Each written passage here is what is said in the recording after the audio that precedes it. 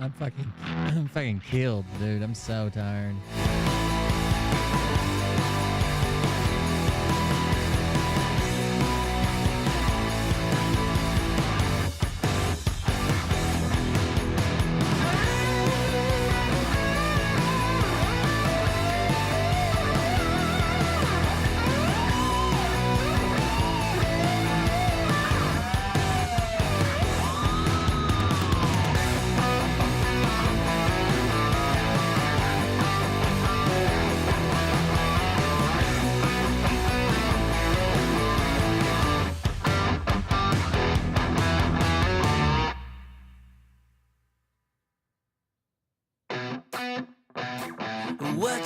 What you think about when you're born into a fire? Let them burn it out. Sell them to the richest buyer. They wanna let the world decay. They tell us lies and fade away, fade away. We feel betrayed. We were raised to lose the race. Wake at the back of the pack, kill it anyway. Listen up now, because we're never dropping out. Beat the odds, beat the big house. Our brains are bigger than the doubt. We've been thinking for ourselves, never let the truth fade away. This is bigger than ourselves, we won't let the world burn away. I've been working on Mariah's car all day. Still covered in fucking grease and shit. I didn't even wash good. I gotta go home and take a shower. Lose the race. Wake at the back of the pack, kill it anyway. To blame, haters face the world's mistakes. Wake at the back of the pack, kill it anyway.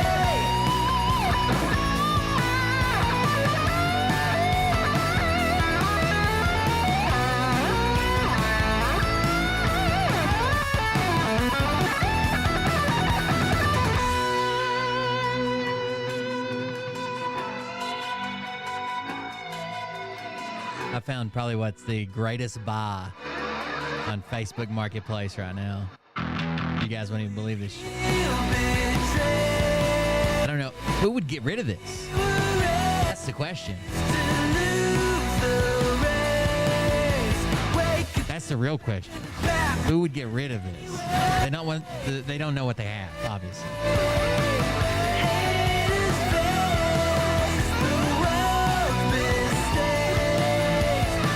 I did see some guy trying to sell a violin earlier. It wasn't a fiddle, it was a violin. For like $2,000, I think, is what he's asking for it. And the guy that appraised it told him it was like worth several $1,000,000, and he wouldn't do that to him. I can't do that to him.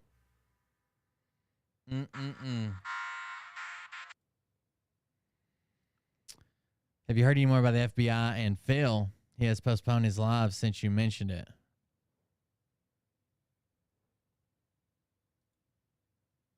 No. I just made a joke about he's saying that he knew the attack was going to happen. But there's a bunch of people saying that, so I don't expect there to be anything with that. I don't know. It was in this case. It was I hate YouTube shorts sometimes because I like to know like all the details and like watch the full video. But it was a short video on YouTube Shorts. And then when I went to, when I clicked on, there's a way on YouTube to link the full video. When I went to click, it was some other show. It wasn't even the right fucking episode. They linked the wrong video. So I have no idea. I couldn't even find it on the channel. But it was in this case that was made out of an alligator. And it literally looked like, the case literally looked like an alligator.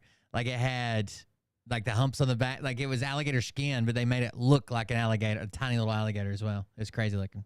Roll the fucking intro. What are you talking about? Alligators and fiddles. Hey Daddies, it's me, the Linda Binda from Stop distracting TikTok. me, Chad. I wanted to make this video because I wanted to thank you for watching Cold Beer Confessionals with Will Bird. I think that's just incredible. I've watched a few episodes and I'm just like very intrigued. But you know what I'm most intrigued in is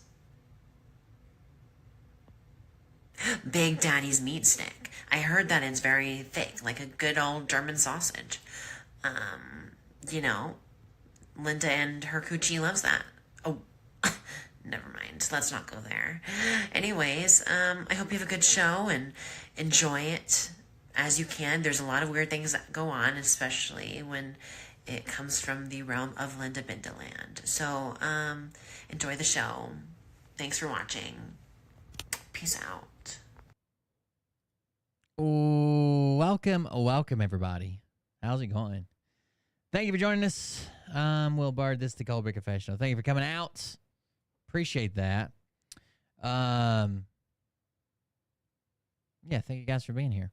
A little bit of a lace. I said it earlier. I'm fucking killed. So today I didn't even really work. Like I took the trash off and shit, but Mariah's car has had a tire that keeps losing pressure. And back, they're relatively new. The tires are less than a year old. Like I'm not replacing the tires.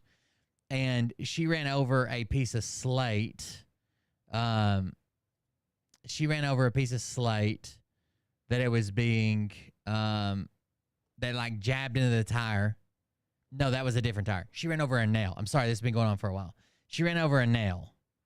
And in this nail, it was like bent over and made like a very small hole, it barely punctured. And then on the other side, it was through and through.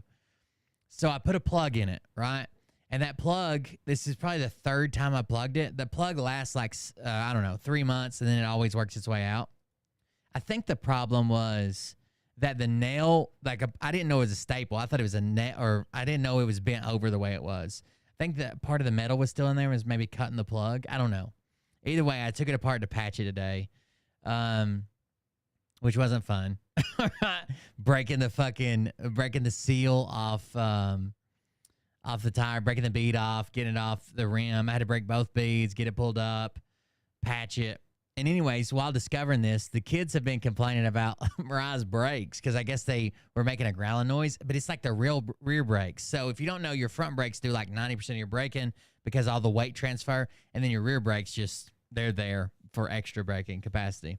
These are the rear brakes, and it made a sound when they would get warmed up. And usually, I don't know how her brakes are like staggered, but like, again, the front brakes do like 90% of your braking. So like when you first hit the brake, like if you just come to a stop, you didn't even hear the sound. It was like when you were like had to hold your brakes like slightly on for a while. I guess that the proportioning valve moves pressure, the ABS pump moves pressure to the front brakes. Then after you hold the brake down for a while, then it starts applying the rear brakes more. Maybe after that weight transfer. They were making a growling noise, so I replaced the brake pads. It's just been a mess. I went to buy brake pads, and I guess with the computer outage, right, that was going on all over the fucking world today on Microsoft. It was so if you don't know what happened, CrowdStrike, which is like, you probably won't have CrowdStrike on your computer. CrowdStrike is like a corporate level, like anti-hacking, whatever program, right? Anti-virus, anti-hacking program. And what's weird about CrowdStrike, or what's, I guess, different about CrowdStrike, is it's not like something you run on your personal PC. It's like corporate level. Like if you really need something secure, like maybe governments, a lot of the airplane industry was doing it. A lot of airports use it. A lot of medical people use it. And I guess whoever the servers are at the local parts store, they use it. So when I went to the parts store, it said cash only, system down. And I was like, wow, okay. So I went in there and I was like, I need parts. Well, their whole computer system was down. They were taking cash payments, but it was for shit you could pull off the rack and they could scan. Like if you needed to look up a part and I couldn't even buy them, even if I had cash, because I asked them to ring me up for it and I'd go to an ATM and get cash. They couldn't. So CrowdStrike is antivirus, anti-hacking, whatever. And what they did was they found a vulnerability in their this has nothing to do with Microsoft, even though it affected Microsoft computers. Everybody got a blue screen of death. So CrowdStrike found a vulnerability in their program. and they pushed out an update. But this update apparently wasn't validated well because the update was a forced update. They don't give you the option to like, would you like to update now or not? It was a forced update. So it went ahead and updated on all these computers, and it fucking blue screened of death. You know that blue screen you get on your computer sometimes that says Windows encountered an error. We will report it, but it just did that, and you couldn't get past that. So the only way to get past that was to boot into safe mode, get into, which a lot of people don't even know how to do on their fucking computer, but you had to boot into safe mode, roll back that update to a previous update, and then reboot. And you had to block future updates, which is something they had to roll out to give you the option to block future updates, because I said it was automatic updates. So the reason this was probably the largest computer outage anybody's seen in their lifetime. This was huge. It was all over the place. All over the fucking world. Billions of systems were down, right? But it wasn't a cyber attack or a hacking or anything like that. It was literally a bad update from CrowdStrike, which is wild. And the reason it was so severe is it did this automatically, right? It did this automatically. And the reason it's such a big issue is someone physically, let's say all the computers are down for the Capital One building in St. Louis, Missouri. Someone physically, an IT person, has to go to, you can't do it at server level, an IT person had to go to every fucking computer, reboot it into safe mode, roll back the update, and that was one computer down. And he would have, I might have to do that 3,000 times in an office. It's like, it was pretty intense. It's a pretty big deal. The outages could result in millions being lost by organizations impacted who have had to halt their operations, stop business. That's why no one, I don't know if you saw warnings, but people were like, hey, if you got a flight scheduled today, just forget about it. Just forget about it. Don't even fucking worry about it. You're not going to be able to fly anyways. It reminds us of our dependence on IT and software. When a system has several softwares maintained by various vendors, it's equivalent. Within healthcare, emergency services, some countries' 911 systems went down. And literally an IT person has to come in and physically touch every computer, even if he only has to spend 5 minutes on each computer. Could you imagine if you have thousands of systems? It's been a big fucking deal. So it doesn't control, it doesn't seem like it controls 911 system or is on 911 systems in the US. They're pretty standardized, but it seems like overseas a lot of 911 systems went down. It's a pretty big deal. All from CrowdStrike rolling out an update that wasn't validated, I guess. Oh, here's a picture of the screen. Oh wait. Is that a video? No thanks.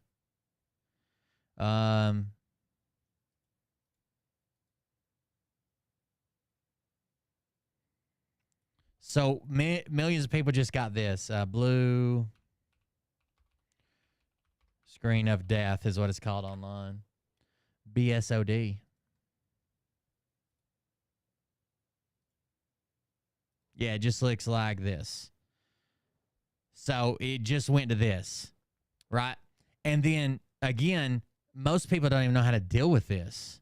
Millions of Windows users across the globe today experienced the blue screen of death error, which is caused by a system to suddenly shut down and restart. The Microsoft error caused due to CrowdStrike Falcon sensor update affected airlines, banks, stock markets, other businesses, including 911 and emergency services. Airports across the nation or across the world said check-in systems were down and services were being handled manually with delays likely. All Indian airlines have taken to X, formerly Twitter, to share with their flyers that their systems have been impacted. Social media users posted pictures showing their screens stuck on the recovery page, displaying the message. It looks like Windows didn't load correctly. If you'd like to restart and try again, choose restart my PC below. But even restarting the PC just did the same thing. And yeah, and it wasn't even malicious. Like it was just somebody put out a bad update, which is crazy.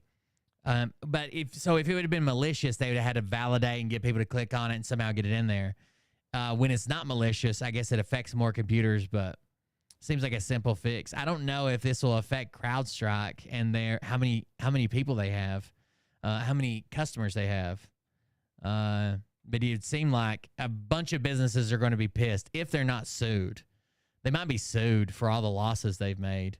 Like businesses could have lost millions of fucking dollars today off this. I don't know. Pretty wild. The shopping tip the shopping thing I found. Here you go. Look at this. Any guesses what these are? They're vintage and they're $80. Vintage and they're $80 for both or $50 each. $80 for both or $50 each. Any guesses? Why would you get rid of this priceless artifact? These are vintage porcelain urinals. So I guess back in the day when you had like a chamber pot, you just pissed in this and poured it out the spout. Vintage porcelain urinals. But don't worry, the person said they're clean and very old. Clean and very old.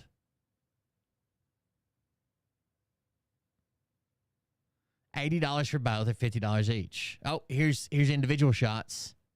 I don't know. The white one might get stained. You better go with the fucking the off orange.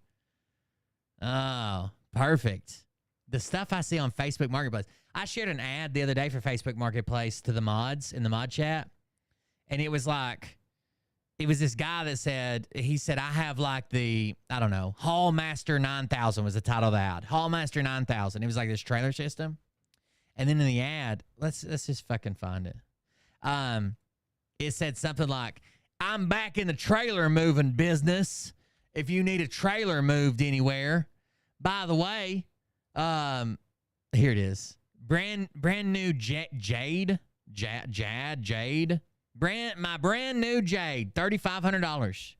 If anyone in Kentucky needs a trailer moved, I've got my new machine done since my grandson, Kevin Patrick, stole mine.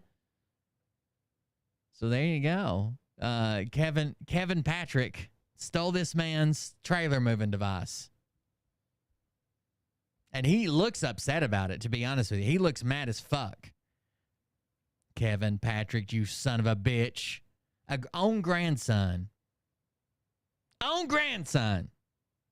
Stole his fucking trailer moving device. God damn it, Kevin. But he's got a brand new one now. So if anyone in Kentucky needs a trailer moved, he's got his new machine up and running. I would never fuck with a man who carries a pack of Pall Malls in his front t-shirt pocket. Never.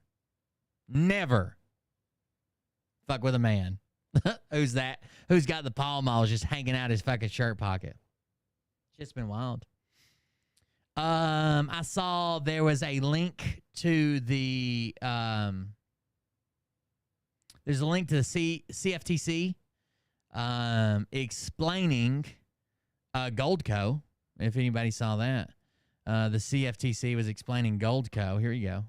This should be informative.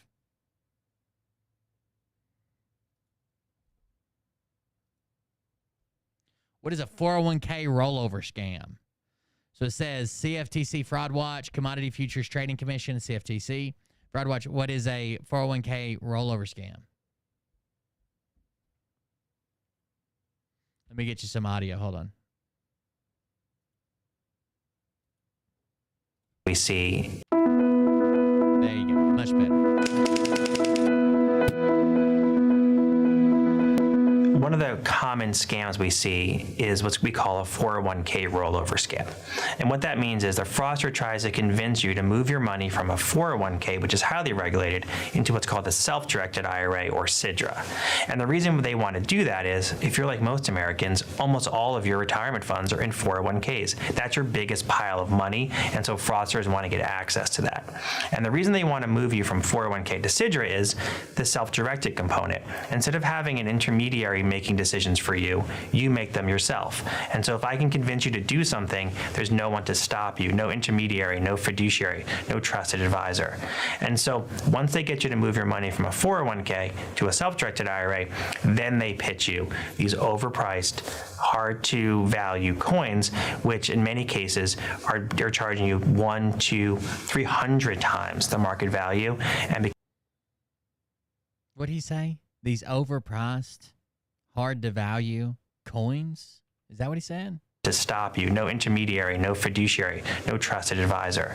And so once they get you to move your money from a 401k to a self-directed IRA, then they pitch you these overpriced, hard to value coins, which in many cases they're charging you 1, 2, 300 times the market value. And because you don't have a trusted intermediary in between you and the salesperson, it's hard for you to know that you've just been ripped off. For more information, go to cftc.gov.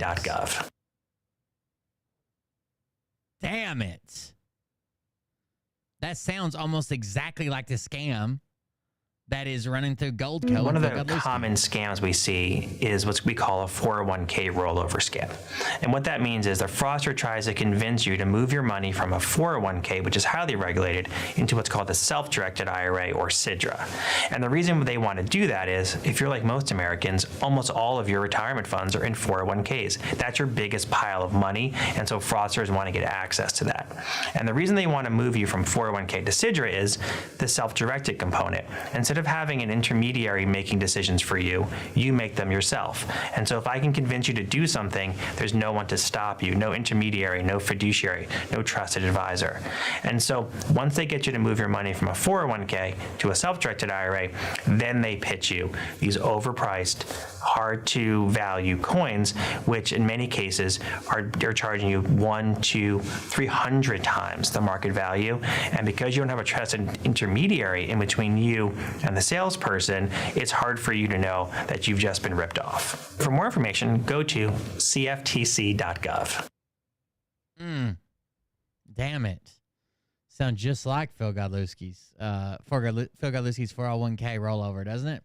Phil Godlewski launched his app today. Have you guys seen the PG Patriot app? It's $17.99 or something. Let me look it up. Hold on.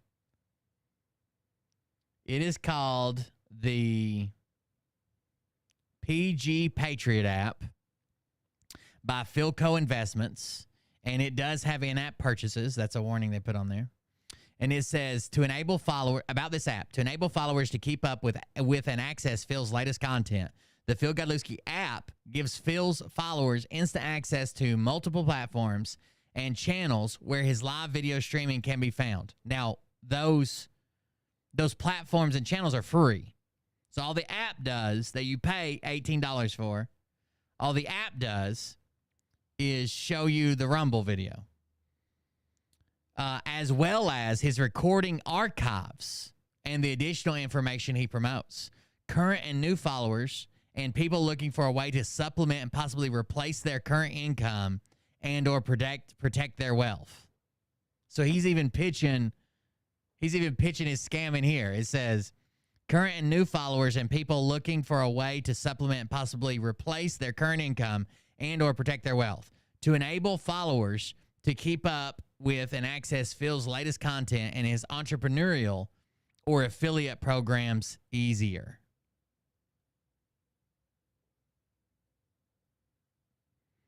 And there's a few screenshots. I can't really show you the screenshots, but it says instant access to Phil's live streams and recording archives. And it says about me, contact me, notifications, share my app, more options. There's another page that says learn more about Phil's entrepreneurial ventures and affiliate programs. This is follow entrepreneur. It basically looks like his fucking Twitter page.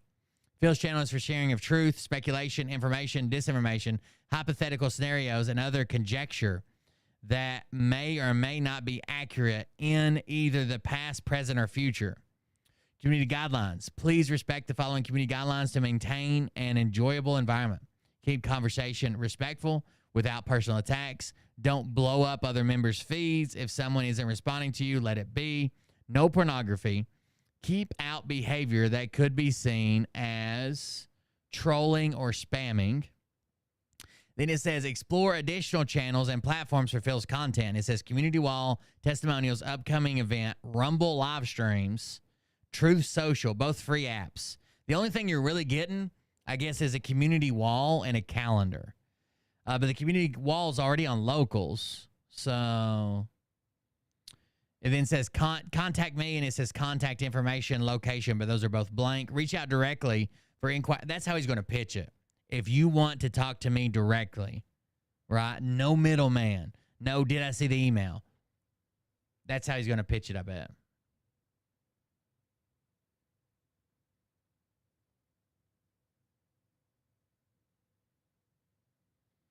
Wait, is this? Hold on.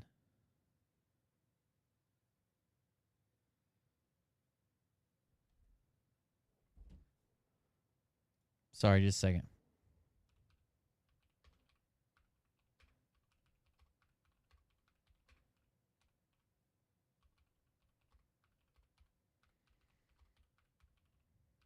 This is a very desperate cash grab.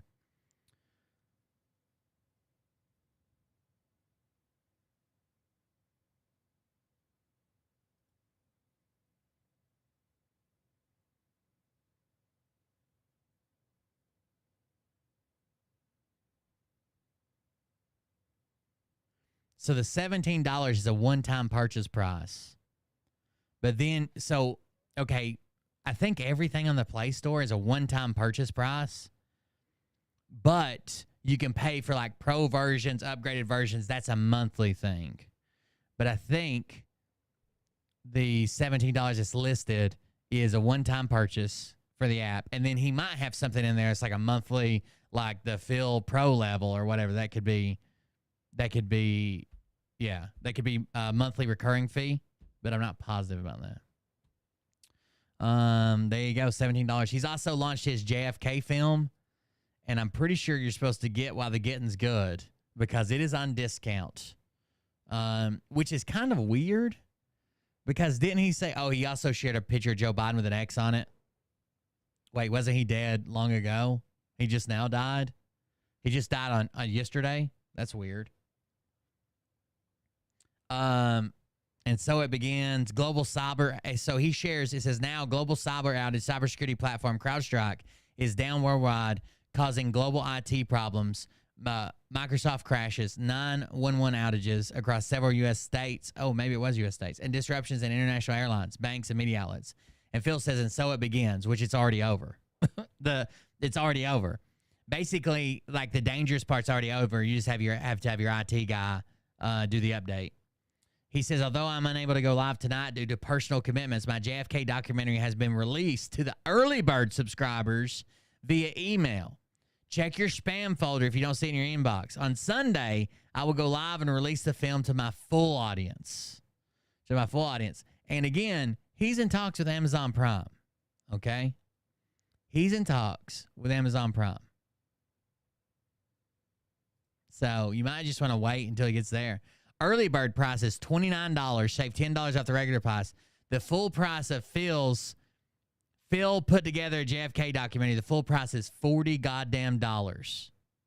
$40. JFK.film is the website. JFK.film. Order JFK 104 now to save big.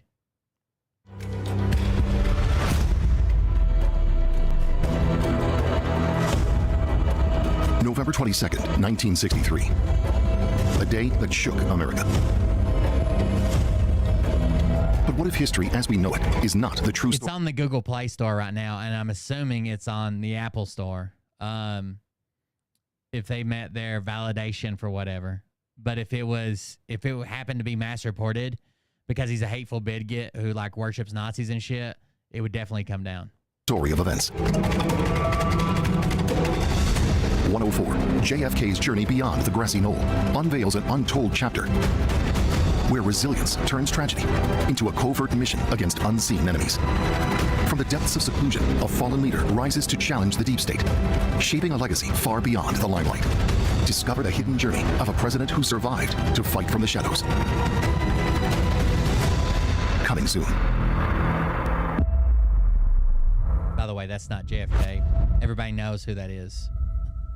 It's like a veteran, a decorated veteran that everybody can identify, and his time in the military, who he is, his family, everything. But Phil thinks it's JFK because he's an idiot. He's an idiot. I don't know what else to say. Man, I'm exhausted. Even my fucking arms are sore. Should have been fucking around with that tire, huh? Hey, if you want to support the show, go to Cobra.fund, Cobra.fund, where you can make a contribution to the show. Until then, Kill Tony had a pretty wild episode. Kill Tony, episode number 672. Check this out. They had Joe Biden as special guest. I never met a real This is 15 minutes into it. puppet without the guy inside of him. That was insane right there. I feel good right now. The band's here. Give it up for the Kill Tony band, everybody. Let's fucking go. It's one of the biggest moments of my life. I'm feeling good right now. I had a shitty time on the debate, and I came to Kill Tony to turn things around. I'm going to fucking fuck shit up tonight, if that's all right with you guys. You mind if I fuck shit up tonight?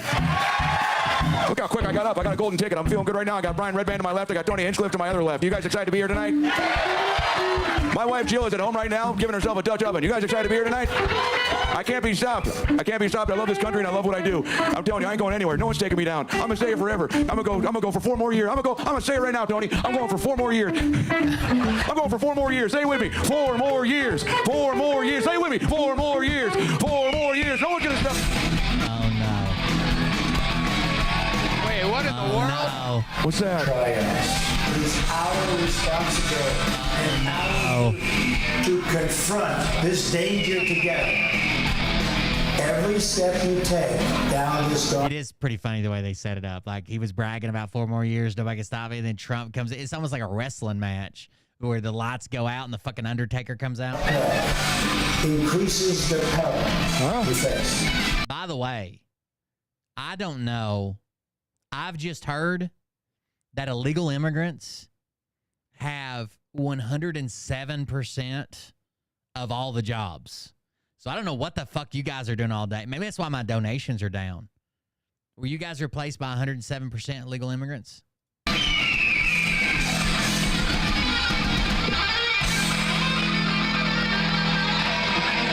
What in the world is going on here? Oh, no. Second. Oh my God! Dude, Shane Gillis does the best fucking Trump. Shane Gillis does the best fucking Trump.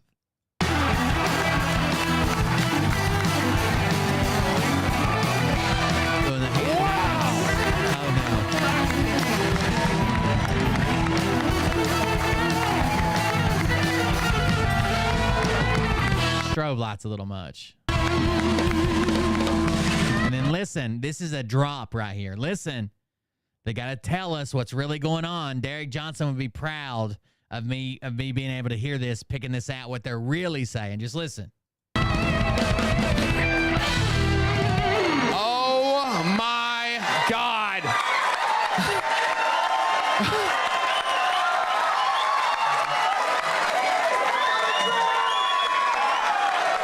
Ladies and gentlemen, the real president of the United States is here.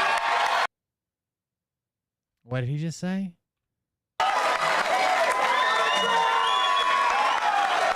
Ladies and gentlemen, the real president of the United States is here. The real president of the United States is here? The real president? Oh my God! Wait, what are you guys? Look at Joe's face. The debate face. Even Shane's laughing. He can't stop. This is an unbelievable moment. Oh, you do not look good, Joe Biden. Sit down, sit down. So scared.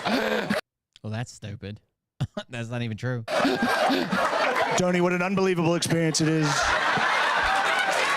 What a great show this could be. Instead, we've got an absolute idiot here running the show. This is a moment we will never forget. This is incredible. What a shocking surprise. No one more shocked than President Joe Biden. You can't even look at him. You can't look at him. He's making him laugh. So scared. Who just shit my pants? Who just shit my pants? They're funny guys. Oh Oh my Yeah, I watched part of it the other night. God, this is an incredible moment in the history of the show. Indeed, I can smell the president has shit his pants. This is absolutely incredible. We're gonna watch some comedians tonight. President Biden seems extremely frightened right now. I gotta go to bed. So, President Trump, I believe you know how the show works, right? Of course I do, Tom.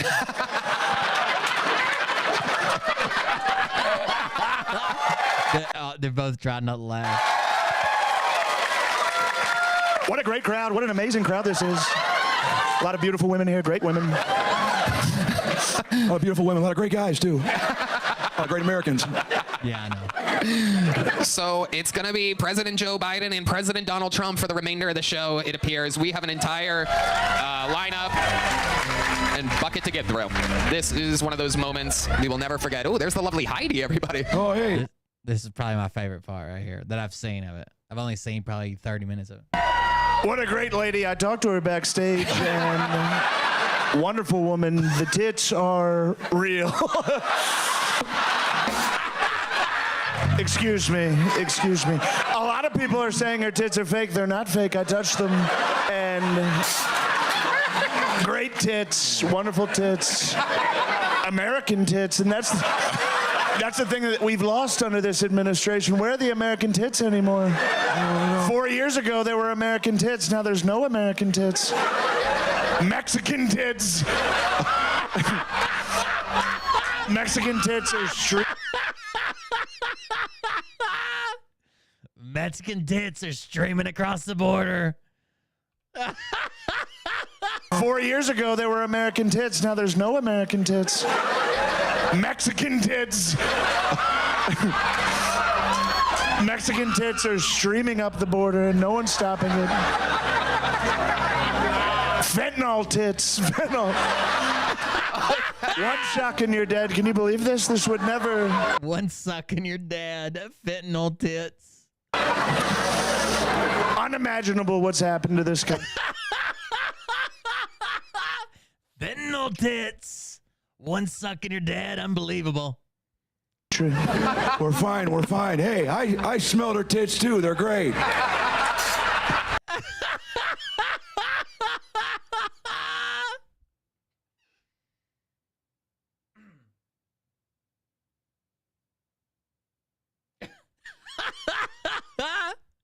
Everything's great. We're fine now. We were fine then. We're fine. Hey, you're the sucker.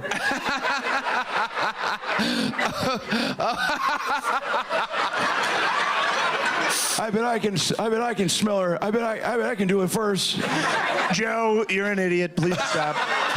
Hey, say it to my face.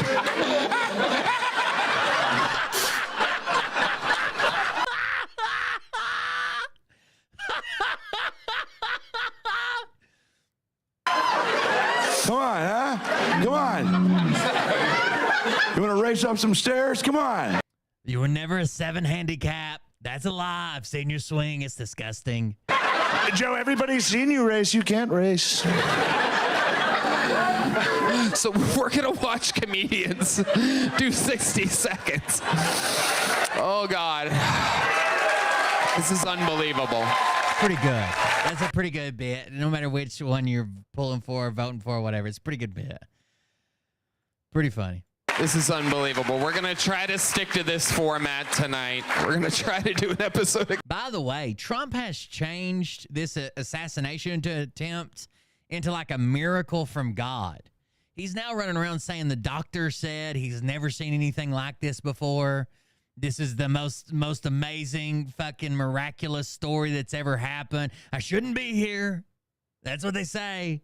Should have died there on the stage. But now I'm here because I'm the chosen one. What the fuck is he changing his shit into, dude? Anyways, Trump, I don't think this is a secret to anybody. This is from Midas's Touch. Trump and Melania. So a while back, Melania has a prenup. Melania has a postnup, right? It was signed after they were married in an agreement about what would be split if what's hers, what's his, if they ever. A while back, they renegotiated it. And there's been all these rumors. So she's been showing up to less and less things. and she seems really standoffish to Trump. Even at the RNC, like there was a post that's like the first lady's in the house. Yeah, she showed up like 3 hours fucking late for the last like 40 minutes of the thing.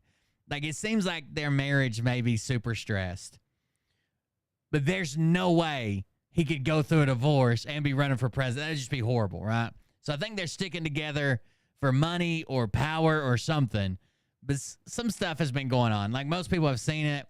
She's showing up to less things. She's dodging kisses from him. She's very standoffish. When they asked her, they're like, is this a return to the campaign trail? Melania, is this your return? And she's just like, stay tuned. All these clips are in this video. Check this out. It seems like trouble in paradise. So Melania Trump showed up late on the last day of the Republican National Convention after refusing to show up on any of the previous days. Many suspected she showed up late so she wouldn't even have to sit next to Donald Trump. Then after Donald Trump's bizarre, awful, rambling, long... Yeah, she showed up late to the last day. She didn't come to the other time, but it's because she doesn't have to sit beside him. She gets sat somewhere else if she shows up late. Speech. She went on stage and she refused to kiss Donald Trump. Take a look right here of Melania dodging Donald Trump's kiss. Take a look at this. I'm going to slow this down to real time because it's brutal. Dodging Donald Trump's kiss. Take a look at this. So that was definitely a kiss attempt. That was definitely a kiss attempt. Even puckers his lips and goes right for her. She goes to the side, so then he turns his head. But he comes out, look, he's puckering. This is definitely a kiss attempt. Watch. He makes a face. He reaches for her. She dodges sideways. He then turns his head like she's whispering something to him. Then we get zoomed in. She's smiling. Then we come back out. He tries to kiss her again. We'll play this at full speed. Tries to kiss her again on the cheek. She just kind of closes her mouth and backs away. And even he's like what I would do with Mariah. Like he didn't expect it. Like he has to know what their relationship's like, right? But like if Mariah like dodged, I'd be like, what the fuck? What are you doing? But he can't say anything, right? Let's go back and watch it at real speed. Donald Trump's kiss. Take a look at this.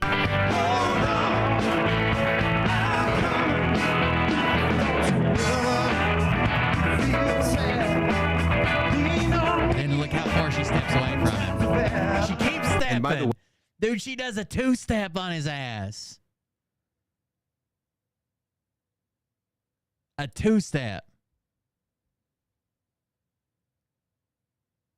Donald Trump and all of his handlers. I would imagine she did not get an earful because he's trying everything he can to keep her from throwing a wrench into his. So he's probably sucking her asshole, right? Because if she comes out and she's like, fuck him, he's a piece of shit, he's a slob, he's a pig, he's whatever, we're done, we're getting a divorce, that would fucking tank his ass, right? So he's probably kissing her ass and making her all kinds of promises if she just plays along. But it also looks like she's kind of fed up with the playing along. Was she a model? I guess she was. Like there's pictures of her and shit, right? There's even some nude, like where you can see her tits in some pictures. So I guess she was a model at one time. We're trying to get... I don't know exactly when they met because he was married before. I don't know. I don't know when they met, to be honest with you. Melania to give a speech. She refused to do it. This is what was reported on. Back in September is when they renegotiated their post-nup because it was after... I guess they have a prenup and now it's a post-nup, or was it always a post-nup? Anyways, they have a negotiation on contract that if they split, this is what's happening. Let's see. Sources tell page 6 that Melania Trump has quietly, this is back in September, renegotiated her prenuptial agreement with Donald Trump in advance of his potentially serving a second term in the White House. As an insider told us, the agreement between the couple who married in 2005, over the last year, Melania and her team have been quietly negotiating a new post-nup agreement between herself and Donald Trump. The source further said, this is at least the third time Melania has renegotiated the terms of her marital agreement. But the source added that it's not because the former First Lady is going anywhere. Melania is most concerned about maintaining and increasing a substantial trust for their son, Barron, 17. The same source familiar with Melania, 53, told Page 6. So claiming she's not going anywhere. But she does look very standoffish. I remember the first time on the campaign trail, it was like she was kind of like a loving wife, right? But now it's like, I have to be here. CNN about her refusal to speak at the Republican National Convention. Watch this. I was told by sources. You think that she will not kiss him because she doesn't want to get shot, Deb? That's what you're going with? There's never been as much security at the RNC, and she's already standing beside him and hugging him. But you think is the kiss of death? You think that's it? Don't be a dumb bitch, Deb. They tried really hard to get her to give a speech tonight. Several people personally appealed to her, and she had no interest in doing so. Of course, a lot has changed since 2016. Donald Trump was convicted in New York in the hush money case, something that became a real point of division between he and the First Lady when that story broke when they were in the White House. And so thank you for the bits. I appreciate it. It's notable to see her coming out, as Melania Trump is known for doing, her own style, in her own way, coming out by herself to sit in this box. Is it clear to you what role? Now take a look at Melania's face during the performance by Kid Rock, and that was after Hulk Hogan spoke and gave this bizarre speech where he like ripped his shirt off, and she's like, what in the world is happening here? You can just see how disgusted she is on her face. Take a look at this. Say Trump, Trump, Trump. Oh, she's very confused. By the way, just take a look at some of these comments from some people who are observing. Like, what is going on here? Is it just me, or did is it just me, or did Melania just completely dodge that attempt at a kiss? Melania out here looking like there's not enough benzos on the planet for her to deal with this. Melania trying to dodge Trump's attempted kiss is the most relatable moment of the night. Melania's expression is, I'm just here so I don't get fined.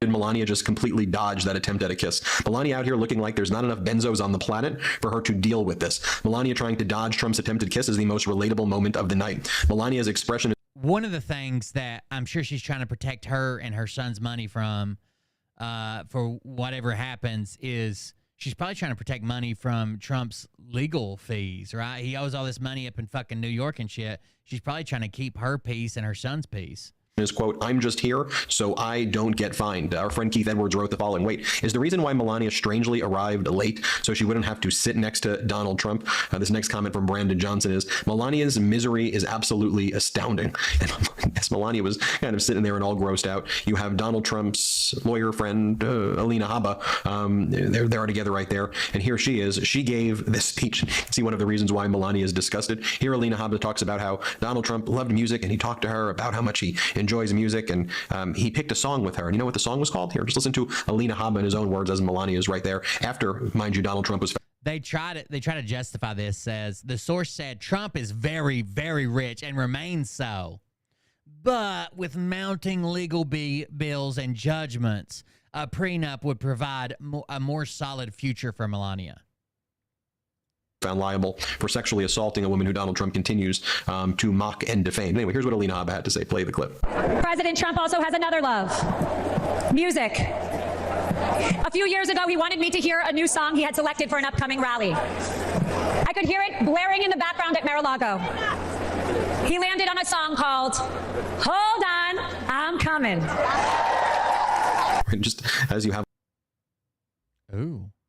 Like Melania there, she's like watching Hulk Hogan. She's like, what is going on? It's like Hulk Hogan does this. Play the clip. You lowlifes, all you scumbags, all you drug dealers, and all you crooked politicians need to answer one question, brother. What you gonna do when Donald Trump and all the Trumpomaniacs run wild on you? Let me just show you one more time. The Trumpomaniacs is a very good name. Her dodging Donald Trump's kiss, which is probably the most relatable moment of the night. Play that one more time.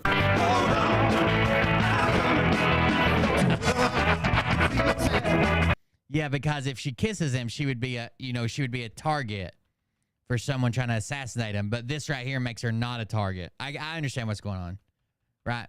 When she absolutely dodges a kiss and just puts her face beside his, not a target. But if their lips touched, target. I understand. I understand now, Deb. And by the way, maybe perhaps one of the reasons that Melania did not want to speak, in addition to the fact that she absolutely hates Donald Trump, is that she was caught plagiarizing Michelle Obama's speech back in 2016. So Melania's 2016 RNC speech was word for word Michelle. You know, I blindly defended this for like a few days because I just heard the clips that they use the same speechwriter, that they were just similar. They weren't the same, blah, blah, blah. I defended this to people who brought it up to me for a few days back in 2016, I guess, until I went and did the exact thing he's getting ready to do, to put the two videos beside each other. They changed like 4 fucking words, dude. Michelle Obama's 2008 convention speech. She literally stole Michelle Obama's speech. Yeah, every single word of it. Here, play this clip. The values that you work hard for what you want in life. For what you want in life. That your word is your bond. That you do what you say you're going to do. Keep your promise. That you treat people with dignity and respect. And because we want our children and all children in this nation to know that the only limit to the height of your achievements is the reach of your dreams and your willingness to work hard for them. And by the way, the constant snubbing of Donald.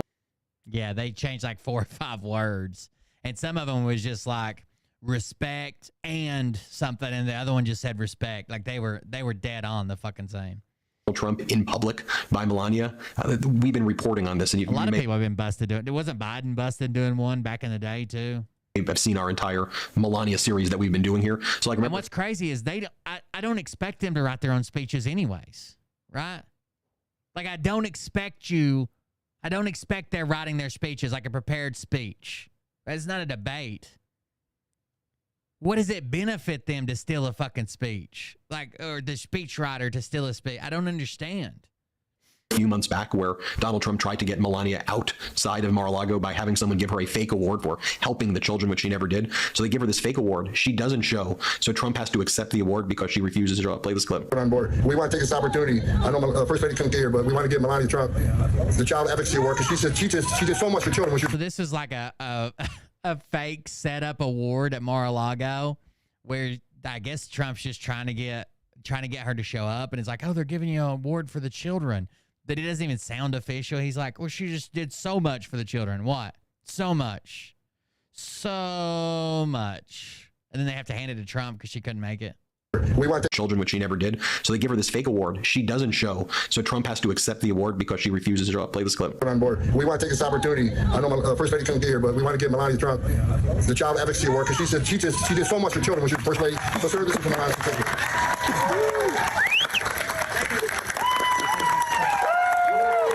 You can tell he's pissed that she is. Please make your way to the... And by the way, remember during the primary when one of Melania's, I guess, paid visits that she had to attend when she was asked if she would make more campaign stops, and she was like, we'll see. Here, play the clip. Mrs. Trump, are you going to return to the campaign trail with your husband? Stay tuned. Stay tuned. Are you confident? Are you going to return to the campaign trail with your husband? Stay tuned. She's basically at none of these stops. And this was before the shooting, before everybody fucking is like, oh, she don't want to be a target. She doesn't want that fucking orange dick anywhere near her. One of the things that's notable too, and we've been calling this out for many years now here, is as the corporate media, which you now know is full of crap all the time, we've been calling it out forever though. They were saying, oh, Melania's going to be here. Melania knows her place in history. Melania's stepping up. Remember all the New York Post and all these papers and all this corporate media were trying to push that ridiculous narrative. Now I'll tell you what you. That is the source I just read from, was that page 6 about the renegotiating the post-nup. That's the same source, page 6. Wants to do. She's going to make her appearances, like a few of them, that she's obligated probably on her post-nuptial agreement. She had to renegotiate her prenup, or she forced Donald Trump to renegotiate. But here's what she does. She steps outside with her designer, Hervé Pierre Braillard, who... But, okay, if she wants to live a private life, why does that stop her from kissing him? If it's just that she doesn't want to be in the spotlight, why won't she kiss her husband? Mr. and Mrs. Macedonia pay $18,000 a month. They're supposed to be a billionaire's wife. She makes the Maga donors pay for her stylist $18,000 a month, over $500,000 at this point. As of April 2022, it was $400,000. So if you add another 2 years, $18,000, I mean, that's probably closer to $1 million, $600,000, $700,000 at this point for her personal stylist. That Mr. and Mrs. Macedonia, who were chipping in 10. If she just never showed up, that'd be one thing. But she acts like she's disgusted by him. $15-20 are paying. Like, how shameful can you be? So that's what's going on. Oh, by the way, this was Donald Trump snubbing his daughter Tiffany as she went in for a kiss at the RNC. What a wacky situation this all is. Here, play this clip. So he dodges her kiss. All right, and just as a way to kind of cleanse this video, can we show you, this is Dr. Jill Biden on The View saying that this election really isn't about age. Play this clip. One of the things that keeps sticking to him, which irritates me, is that It is about age, but the problem is they're both too old. Absolutely both too old. The fact that one of them can say that guy's 3 years older than me. about his age, his age, that really drives me nuts because I'm the same age as your husband. Yes. I'm reluctant to tell that, but because I want people to know this is what 81 is, okay? But I know, I have met him a couple of times. He seems right on top of it. I said to him last time he was here, do you work out? Biden's gaffes are not helped by the faces he makes. It's not helped by the stuttering problem he already has. But Trump has his gaffes too. They're just not, they don't have the same face. They're not, he doesn't stutter as well with them, and they're not as publicized. He said yes. Yes. Every day. Mm-hmm. Yes, every day. What do we have to do to tell people that the man is competent, alert, and doing the job? And it's not about his age. The other one is doddering and doesn't remember anything and can't put a sentence together and has like brain farts in the middle of a paragraph. and they go after Joe. Well, you know, this election is not about age because, like you're saying, I mean, Donald Trump's going to be what, 78, and Joe's 81. They're basically the same age. Right. So, but it's about character. This election is about character. Yep. So you have two choices. You have my husband Joe, who you all know, who has integrity. He's strong. He's steady. He's a leader. He's smart. He's energetic. Or even Donald Trump is like creepy too. Obviously, creepy Joe's like a thing. Donald Trump is creepy too. Like he said weird stuff about his daughter. You know, there's an Entertainment Weekly or whatever a clip of him when he sees a 10-year-old girl on an escalator and says, that's going to be my girlfriend in 10 years, or I'm going to be dating her in 10 years. Can you believe it? Like, who the fuck sees it? Obviously, Creepy Joe's creepy. That's why he gets Creepy Joe. Who the fuck says that about a 10-year-old? In 10 years, that's going to be my girlfriend. Can you believe it? Like, he's bragging. Like, can you believe I get the youngest girls? you have chaos. That's right. Yes, or you have chaos. Here's another speech that Dr. Jill Biden gave recently where she talked about the stakes of this election. Joe knows how serious the stakes are in this election. Courts that are stripping away our most basic freedoms. MAGA Republicans that are trying to drag us back to a dark and dangerous place. Extremists waging battles over our bodies, our choices, and our futures. Oh, yeah, where he was bragging about, like, walking into the rooms with Miss Teen Universe. He would say he'd, like, stroll right into their rooms and they'd be half-dressed and shit. That was crazy. That's fucking crazy.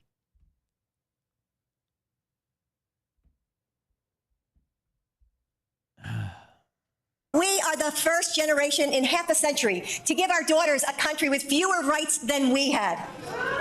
Joe is working tirelessly to defend our freedoms, our future, and our democracy. Well, there you have it, folks. And we've done lots of other videos where he told Howard Stern he was allowed to do that because he was the owner of the pageant, so he was allowed to go in while they were changing and stuff backstage.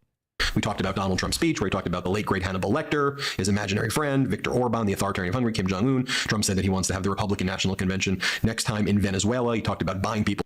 What the? Why would he want to have the RNC in Venezuela?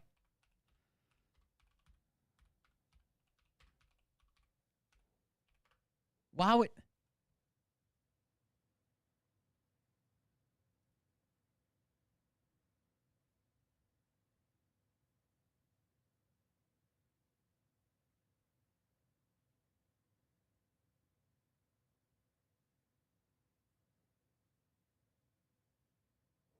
He again asks people, he's got an obsession with Hannibal Lecter.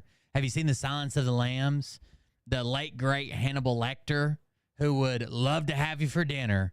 That's insane asylums, folks.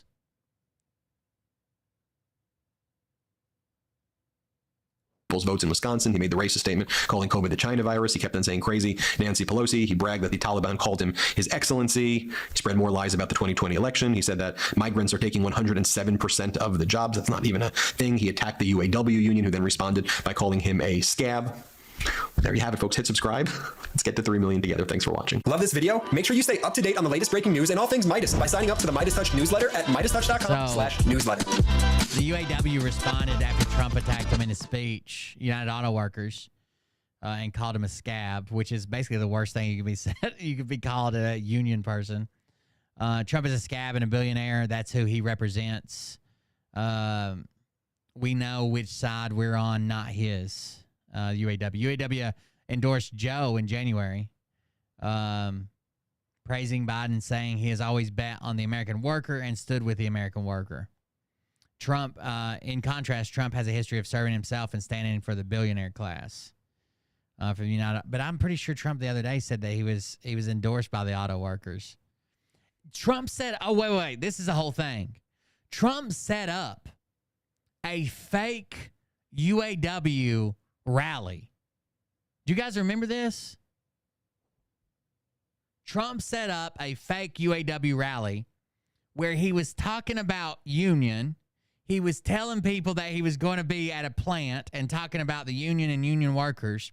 He went to a non-union plant and brought in non-union workers to stand in there because the union plants wouldn't have him. Hold on.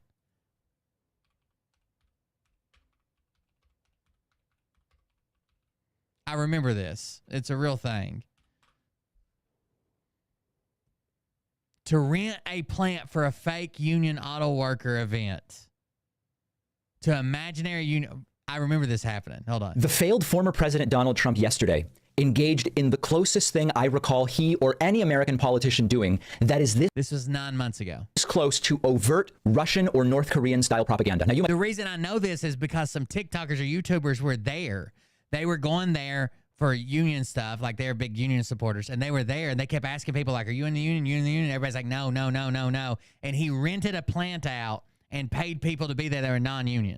You might be saying, David, that sounds a little bit hyperbolic. What do you mean? To make it seem like the union workers supported him, when in reality they didn't. After being rejected by the actual union workers that are striking in Michigan with the United Auto Workers Union because he's against unions, why on earth would they welcome Trump? Trump went to a non-union factory, had people in the crowd holding signs that say union workers for Trump. They weren't actually union workers, and Trump in his speech pretended that he was talking to union workers, even though the union said, don't come here, and he was at a non-union factory. This is unbelievable. The Detroit News reported that there were about 400 or 500 Trump supporters in the audience for Trump in Clinton Township, Michigan. It was filled with pro-Trump signs, MAGA hats, etc. It was at Drake Enterprises. Drake Enterprises has about 125 employees at this facility. So right off the bat, we know it's not even just their employees, it's a propaganda crowd. Fine. But the most important aspect of this is the catalyst for Trump going was that he wanted to get involved with the UAW strike. The UAW doesn't represent the Drake Enterprises workforce. It is not. It was when they were on strike. He wanted to be involved in it. They asked him not to come because he's anti-union. A union facility, but Trump shows up as if he's speaking to union workers. In fact, there were these union members for Trump signs. Look, union members for Trump. They passed these out. They had to there because none of these people are in the union. They rented out a plant, a non-union plant, and they had to pass these fucking signs out. Because if you're not a union person, why the fuck would you show up with a union members for Trump sign? They all match. They had to pass them out to the audience to try to fake this. Which we're putting up on the screen for you right now, all over the place. Which union members? The people that work there aren't union, and it actually turns out that some of these were not even, they were just brought in to hold signs. There was a local paper that covered this event. They found one guy holding a union members for Trump sign who wasn't in any union, period, just not in any union. Another one was holding an auto workers for Trump sign, wasn't an auto worker. The entire thing was fabricated. And here is Donald Trump speaking, again, acting like he's speaking to the United Auto Workers, which he's not. But we will stop him. Hopefully your leaders at United Auto Workers will endorse Donald Trump. Your leaders at United Auto Workers. They weren't in that room. This was a non-union factory. This is overt propaganda. He's not. But we will stop him. Hopefully your leaders at United Auto Workers will endorse Donald Trump. Your leaders at the UAW will endorse Donald Trump. But he's not speaking to anybody in the UAW. That's how he's faking it. So he pretends like... It even says Trump speaks to striking United Auto Workers. They're not there. It's not a union plant. This is not a union facility. They're not union workers. This is in Clinton, Michigan, by the way. Leaders at United Auto Workers. Michigan, they weren't in that room. This was a non-union factory. This is overt propaganda and misdirection. Trump then continues to talk about this like he is speaking to auto workers, but then he also can't help himself and he starts issuing some complaints. Crooked Joe backed every single blood-sucking globalist attack to our U.S. auto workers, and they've been attacked for a long time. Those attacks all stopped for 4 years with us, and they were getting so strong, and you were getting so strong, and they were building plants here again. Now the plants are going back to Mexico, and they're going back to China. And he's coming back. They're coming back for more. I don't know that he's going to make it to the starting gate, but let's assume he does. If it's not him, it'll be somebody else with the same ideas, because that's the ideas they have. They're very destructive for our country. But we will stop him. Hopefully your leaders at United Auto Workers. He's got a full fucking ear in this video. Will endorse Donald Trump. Here, that guy took a little off the top. Because, you know, standard history for years and decades and years and years and years, they always endorse a Democrat. It's almost like an automatic reflex, and there's no reason for it, but it's a habit. Yeah, why do the unions endorse Democrats historically? Well, here's Trump pretending to speak to union workers at a plant that does not have a union representing the workers. It is ridiculous. Trump then, of course, can't help himself. He has to go after electric stuff. In this case, he's going after electric boats. So what happens if the boat has an accident, starts sinking? Do you get electrocuted if the boat's sinking? Oh, this is where he was saying, if there's a shark over here and there's a... I said, you know, I've never thought of that, actually, but I think I gave him an idea, actually. Now, can you imagine the boat goes down and you're sitting on top of a battery? I don't feel good about that, right? Imagine a guy who invented an all-electric boat. And Trump says, what if the boat sinks? And he's like, I've never thought about that. How many boat manufacturers do you think never think about the seaworthiness of their boat? Yeah, just constant confusion about everything electric. Trump also, of note, seems to announce that he's not going to pick any of the current people that participated in last night's Republican debate as his vice president, although many see it as a vice presidential audition. Here, Trump seems to say none of them seem to have what it takes. Competing with the job candidates. They're all running for a job.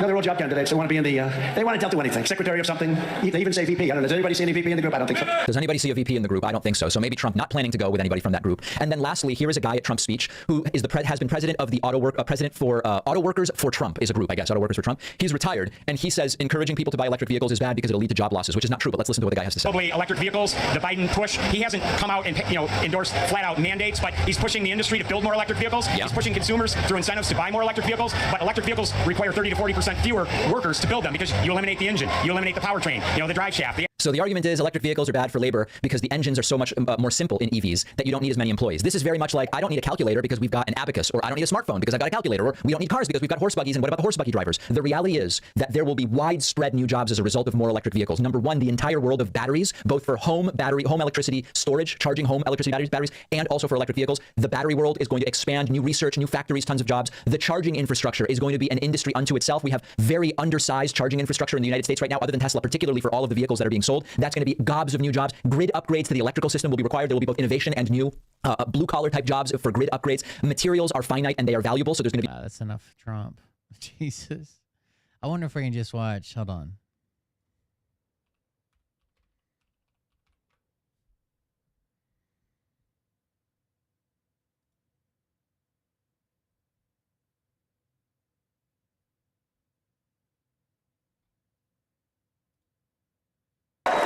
Thank you very much. Thank you very, very much. Wow. And thank you, Dana. Thank you, Kid Rock, sometimes referred to as Bob. He's coming off a high, sometimes referred to as Bob. He's coming off a high with the shooting, obviously, and the fight, and the blood running down his face or whatever. He's coming into this with some momentum. And I read an article today, I think somebody posted it on Telegram, about like he had a chance to really shine here, and he got so off track that no one gives a fuck anymore. And thank you, Lee, right from the beginning. Thank you very much. What a talent. What a beautiful, beautiful song. Thank you. Friends, delegates, and fellow citizens. Trump is not a self-made guy. This evening with a message of confidence, strength, and hope. 4 months from now, we will have an incredible victory, and we will begin the 4 greatest years in the history of our country. Together we will launch a new era of safety, prosperity, and freedom for citizens of every race, religion, color, and creed. The discord and division in our society must be healed. We must heal it quickly. As Americans, we are bound together by a single fate and a shared destiny. We rise together or we fall apart. I am running to be president for all of America, not half of America, because there is no victory in winning for half of America. So tonight, with faith and devotion, I proudly accept your nomination for president of the United States. Thank you. Vance seems, at least his claim is that he grew up in like a working class family. I haven't done a lot of stuff. I know he went to Yale. I know a few things about him, but not as much as I probably should.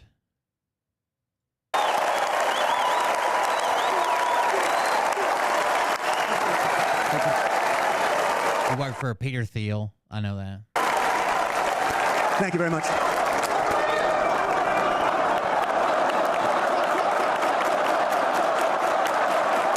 Thank you very much. And we will do it right. We're going to do it right. Okay, so he made money. That's very different from being a self-made man. I don't know why you would say that about someone that starts out with a small loan, a small $1 million loan from his father. Let me begin this evening by expressing my gratitude to the American people for your outpouring of love and support following the assassination attempt at my rally on Saturday. As you already know, the assassin's bullet came within a quarter of an inch of taking my life. So many people have asked me, what happened? Tell us what happened, please. And therefore, I will tell you exactly what happened, and you'll never hear it from me. I know that he asked his roommate, "Is this America's Hitler?" and said he was a never Trumper. I know all that stuff about him. In time, because it's actually too painful to tell. It was a warm, beautiful day in the early evening in Butler Township in the great Commonwealth of Pennsylvania. Music was loudly playing. He made money through real estate investments. He made money through scams as well. He's folded a lot of companies. He lost the whole football team at one point. A lot of hotels that went bankrupt. Trump University was a big fucking scam. He's made money in real estate though. And the campaign was doing really well. I went to the stage and the crowd was cheering wildly. Everybody was happy. I began speaking. And Trump Management, the company, is his father's company. Very strongly, powerfully, and happily, because I was discussing the great job my administration did on immigration at the southern border. We were very proud of it. Behind me and to the right was a large screen that was displaying a chart of border crossings under my leadership. The numbers were absolutely amazing. In order to see the chart, I started to, like this, turn to my right. I just got an emergency message. Let's see what it is. And was ready to begin a little bit further turn, which I'm very lucky I didn't do, when I heard a loud whizzing sound and felt something hit me really, really hard on my right ear. My right ear. I said to myself, wow, what was that? It can only be a bullet. And moved my right hand to my ear, brought it down. My hand was covered with blood, just absolutely blood all over the place. I immediately knew it was very serious, that we were under attack. So Trump's first big real estate deal, I guess, was his dad had paid what's equivalent in today's money to like $57 million for an apartment complex. And he bought it in foreclosure. And they were going to, basically his dad worked on his first big project, was kind of getting this back livable again, right? It was in Ohio, I think, but it doesn't matter. But I read about that. And in one movement proceeded to drop to the ground. Bullets were continuing to fly as very brave Secret Service agents rushed to the stage, and they really did. They rushed to the stage.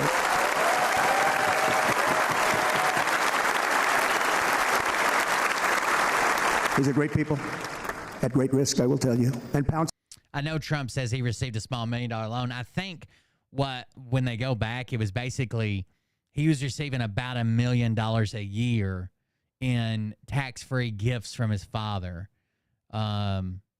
Once his last couple years of college and once he graduated, he was basically getting $1 million a year untaxed sent to him. It may have been a salary, but they did it as a gift to save the taxes. On top of me so that I would be protected. There was blood pouring everywhere, and yet, in a certain way, I felt very safe because I had God on my side. I felt that.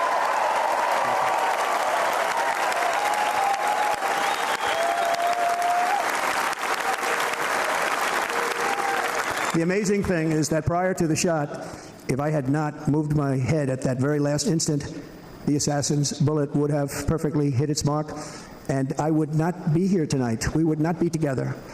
The most incredible aspect of what took place on that terrible evening in the fading sun was actually seen later. In almost all cases, as you probably know, and when even a single bullet is fired, just a single bullet, and we had many bullets that were being fired, crowd many for bullets. the exits or stampede, but not in this case. It's very unusual. This massive crowd of tens of thousands of people stood by and didn't move an inch. So in 1973, he was made the president of the Trump Organization, which is his father's company. Trump Management became the Trump Organization. He became president, and when he became president, it already had 14,000 apartments in Brooklyn, Queens, and Staten Island. So it wasn't like he started with framing houses and then became a fucking real estate mogul. He started when he became president of his dad's company, he had 14,000 apartments. If you didn't make money with that, I don't know what the fuck you'd do. In fact, many of them bravely but automatically stood up looking for where the sniper would be. They knew immediately it was a sniper, and then began pointing at him. You can see that if you look at the group behind me. That was just a small group. Sure, if he would have just taken the money he was given, Legend pointed this out, if he just taken the money he was given and just invested and set off the fucking returns from it, he'd probably been a lot less hot water and would still be a fucking multi-millionaire, if not billionaire. Thousands of people stood by and didn't move an inch.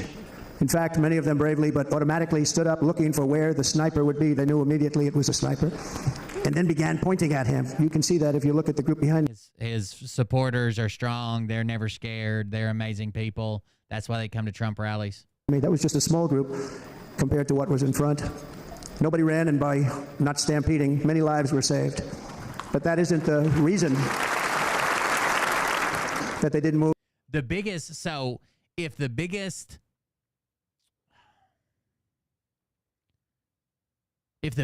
factor in generational wealth, that's from like father to son to grandson to great-grandson, great-grandson, is home ownership and property, right?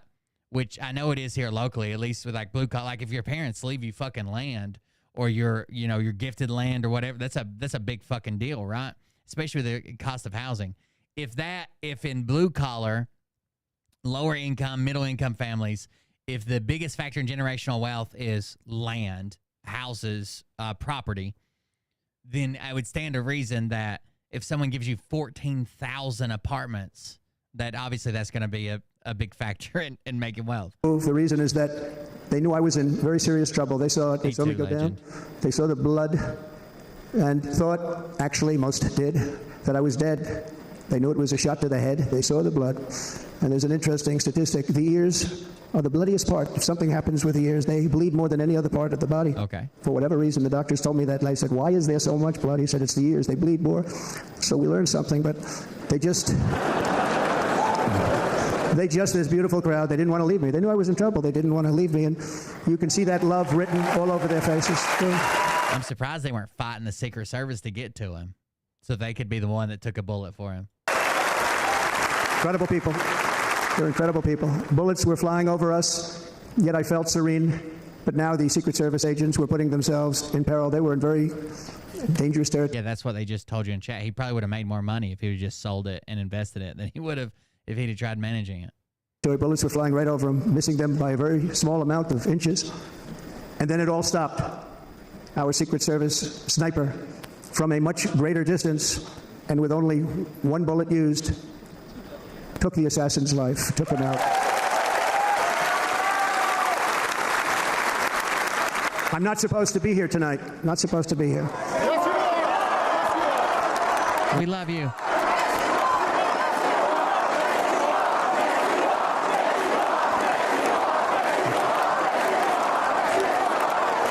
Thank you.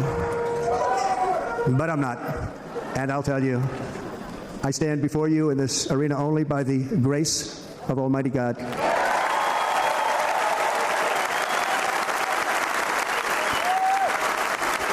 In watching the reports over the last few days, many people say it was a providential moment. Probably was. When I rose, surrounded by Secret Service, the crowd was confused because they thought I was dead, and there was great, great sorrow. I could see that on their faces as I looked out. They didn't know I was looking out. They thought it was over. But I could see it. I wanted to do something to let them know I was okay. I raised my right arm, looked at the thousands and thousands of people that were breathless. I don't think you can compare what Trump did in 2016 and 2020 to what Biden did in 2020 and 2024 because they weren't president at the same time. Trump inherited an economy on the rise. Trump did most of his things all the way through to COVID. Biden inherited everything reeling because of COVID. I wouldn't say, do I think Abraham Lincoln did a better job than Obama? Obama didn't have the Civil War, right? Waiting and started shouting, fight, fight, fight. Yeah, especially her own parking spot. I'm gonna ask him that next time I talk to him. Thank you. Once my clenched fist went up and it was high into the air, you've all seen that. The crowd realized I was okay and roared with pride for our country like no crowd I have ever heard before. Never heard anything like it. Set off the Richter scales around the world. For the rest of my life, I will be grateful for the love shown by that giant audience of patriots that stood bravely on that fateful evening in Pennsylvania. Tragically, so they asked him why he wasn't wearing his shoes, he did an interview and asked him why he wasn't wearing his shoes. And he said the Secret Service hit him so hard they knocked him out of his shoes. But it seems like he's down on the ground and then they get on top of. They do jump on top of him. He said they tackled him like a linebacker. I think which often happens in like crazy events like this. I think he's misremembering quite a bit of that. The shooter claimed the life of one of our fellow Americans, Corey Comparator. Unbelievable person, everybody tells me. Unbelievable. And seriously wounded. 2 other great warriors. Spoke to them today. David Dutch and James Copenhaver. 2 great people. I also spoke to all 3 families. I think the next 4 years will be a slow recovery. I think the economy is coming back. I think it's going to be a slow recovery, but we're going to push through it, getting back still off the heels of fucking COVID, logistic jams, all the shit that's going on in the world. I think that Biden will do a less dangerous job. I think that the Ukraine-Russia war will be in a more favorable position. I think that there'll be less liberties lost. I think there'll be less of a chance of a fucking potential coup. I think that everything in Project 2025 is incredibly scary. I think that's Trump's goal and mission. He's already talked about how he's just going to go after his enemies with no evidence, how he's going to weaponize the Justice Department, how he's going to a lot of scary things that he's already talking about on the campaign trail. I think there'll be less I think either way, the economy's probably going to recover. I think there might be a housing market crash coming, but I think less danger will happen to our democracy under a Biden presidency than a Trump presidency. Of these tremendous people, our love and prayers are with them, and always will be. We're never going to forget them. They came for a great rally. They were serious Trumpsters, I want to tell you. They were serious Trumpsters and still are. But Corey, unfortunately, we have to use the past tense. He was incredible. He was a highly respected former fire chief, respected by everybody. He was accompanied by his... I think it's terrifying to think that you would go to regular IRS agents at a desk job and ask them, do you support Trump? And depending on what they say, that decides whether they get to keep their job. FBI agents, Department of Justice. I think that's crazy. Like, I understand the president gets to pick the heads of all these things, and typically they'll fire the last guy and put their own guy in, head of department. We're talking about going down through those. We're talking about taking power away from the other 2 branches of government and consolidating that with the president, and people are dumb enough to trust him with that. I wouldn't trust anybody with that. If my favorite candidate, if the candidate of my dreams came out and he's like, hey, I want to take power away from the Congress and the Supreme Court, and I really want to consolidate that as a president, I'd be screaming, hell fucking no. Wife Helen, incredible woman, I spoke to her today, devastated, and 2 precious daughters. He lost his life selflessly acting as a human shield to protect them from flying boats. I think that's a big deal too. I think so. Everybody talks about how Biden's being incompetent, this, that, he can't make decisions. I think Biden leans heavily on suggestions that he's got from cabinet members. I think Trump shoots from the hip, and if people don't tell him what he wants to hear, he just says fuck it and does his own fucking thing. At the top of them and was hit. Which to me is scary. I don't expect the president to know everything about everything. I know sometimes though they have like gotcha questions where they're like, well, what about this? Or what about these people that live there? Do you know what language they speak? Or do you know about this? Because when Trump ran the first time, they tried all these gotchas on foreign policy, right? I don't expect the president to know everything about foreign policy. I do expect the president to get the most fucking competent person he possibly can to put in each fucking position and listen to their recommendations, right? We give him the ability to hire any fucking body as long as they say yes, and an unlimited budget basically to bring these people in. But then you have to fucking listen to them. What a fine man he was. I also think that I'm fucking lower class, right? I also think that the lower class will do better under Biden administration or any Democrat administration than will on Trump. Trump likes to play just like the tax breaks, right? He told you all about the amazing tax breaks you got. And we did get money back and tax breaks under Trump right up until they expired. But you know the ones that didn't expire were for the fucking millionaires and billionaires. They still got theirs. Why did ours expire and they kept theirs?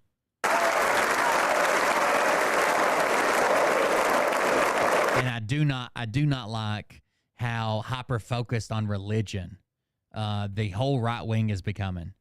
That's terrifying to me. I shouldn't have to worship your God to be able to live in my country. There should be no laws based on the fucking Bible. Like if you want to live under those laws and you want to self-impose that, that's 100% fine. Have at it, right? You don't want to fucking eat this meat. You don't want to wear these synthetic fibers. You don't want to, I don't care. Do it all. Any of them. Any of the religions. But I don't want anybody saying God told me to pass this law. That's crazy.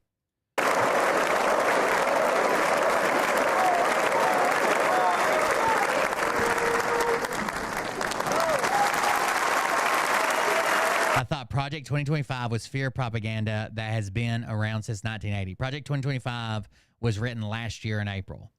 And Trump is good friends with it. A lot of his former cabinet and former administration is there. Some of his current campaign is working there and even appeared in some of their videos. And he didn't come out and denounce it until they got bad press. Did he just kiss that?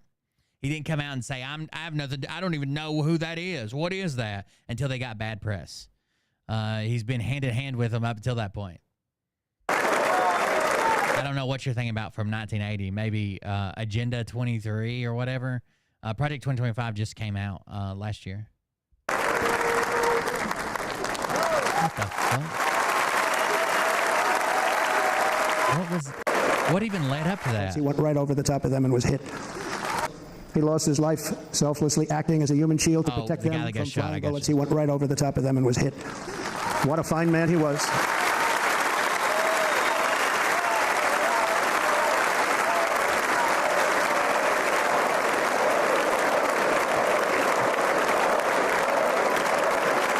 I saw that the wife said that her husband, I think this is ridiculous. Like, her husband wouldn't want her taking a call from the president of the United States, which is weird, but it's her choice, I guess. But Biden did call or tried to call, and she didn't take the call. But Trump didn't even call. I think no matter your political beliefs, an honor like meeting the president or taking a call from the president, especially after Trump, something tragic happened, you still take the call. You might not like him, you might not vote for him, but you should still allow him to give his condolences or whatever. It doesn't have to be like a live stream or used for like propaganda or whatever. But the fact that she said Trump hasn't even contacted him is wild.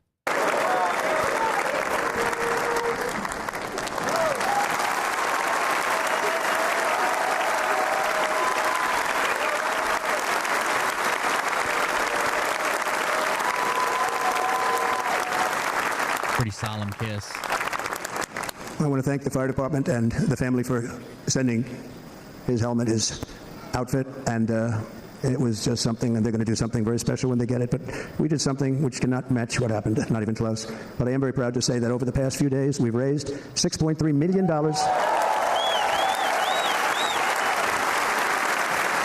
for the families of David, James, and Corey, including from a friend of mine just called up. He sent me a check right here. I just got it. $1 million.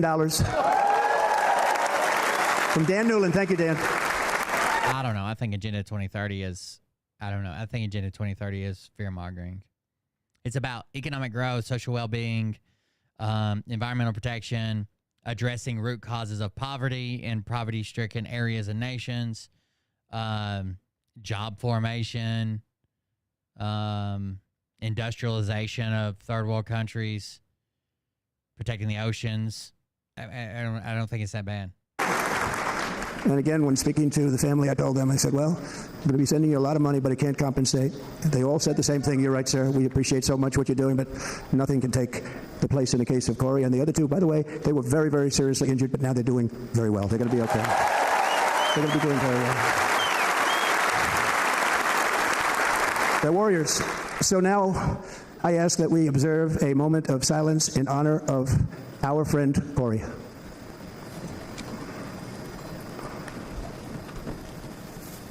Whoa, he looks like he's at a urinal. Our friend Corey.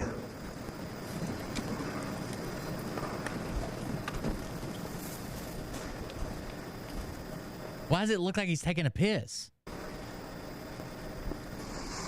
There is no greater love than to lay down one's life for others.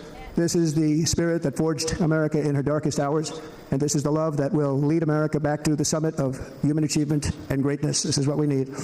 Despite such a heinous attack, we unite this evening more determined than ever. I am more determined. And I don't even know if she may have just been upset and in shock, right? She just lost her husband. Because I don't even know. You would have to be, maybe this guy was, but you'd have to be pretty extreme to really believe that. Like if I die somehow tragically in a national event, I don't even want my wife to talk to the current president. But maybe he was that extreme. It's hard to tell. She could have just been in shock and she just lost her husband. Than ever, and so are you. So is everybody in this room.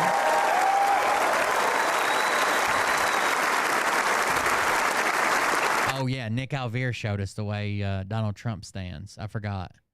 I should have looked back at Nick's fucking waifu pillow he had made. I forgot about that.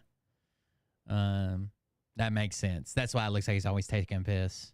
He's leaning into it. I know he made some pretty fucked up remarks about, he said, basically the Putin the good guy thing. And he said some shit about Palestinians. I guess basically like nuke Palestine. They'll get over it just like Japan did or some shit like that. Thank you. Thank you very much.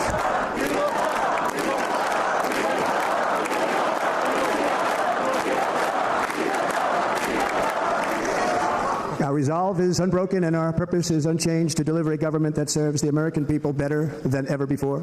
Nothing will stop me in this mission because our vision is righteous and our cause is pure. No matter what obstacle comes our way, we will not break, we will not bend, we will not back down, and I will never stop fighting for you, your family, and our magnificent country. Never.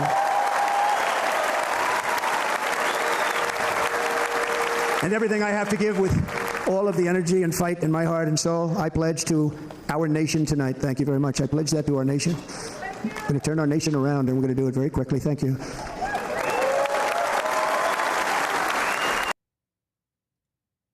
Somebody said at 1:45.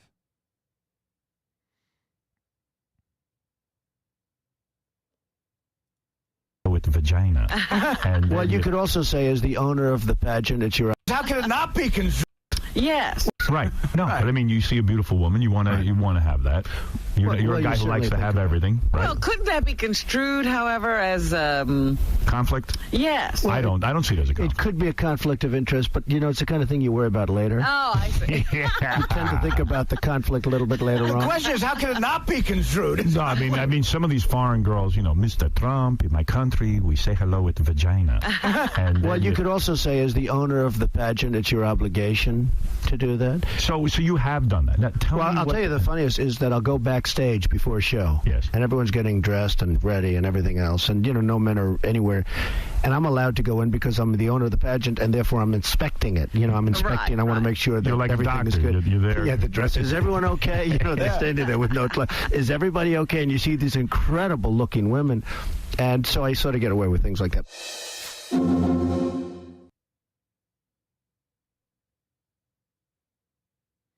I think that another thing I don't like about Trump is I've heard him say, we're going to fix the economy. We're going to take care of immigration. We're going to bring back jobs. We're going to end the war. But I've never heard any specifics. It's almost just like rah, rah, rah for like the people who already support him. Like, what are you going to do to the economy? Specifically, what are you going to do within like the first 100 days? What are you going to do within the first fucking 30 days? What are you going to do with the first year? It's going to be bigger, better, amazing. Some people say it'll be the most amazing economy. This election should be about the issues facing our country and how to make America successful, safe, free, and great again. In an age when our politics too often divide us, now is the time to remember that we are all fellow citizens. We are one nation under God, indivisible, with liberty and justice for all.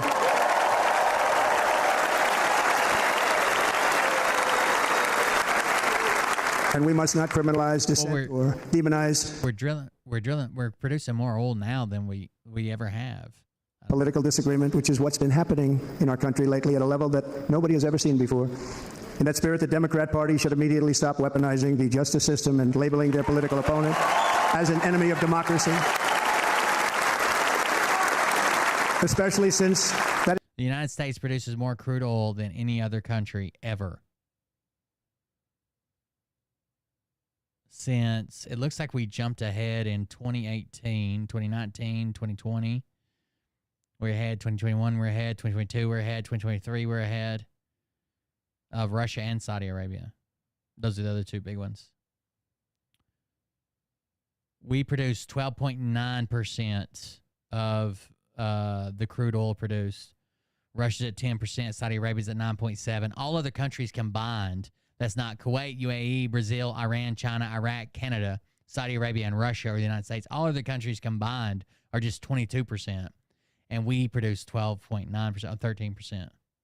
It is not true. In fact, I am the one saving democracy for the people of our country.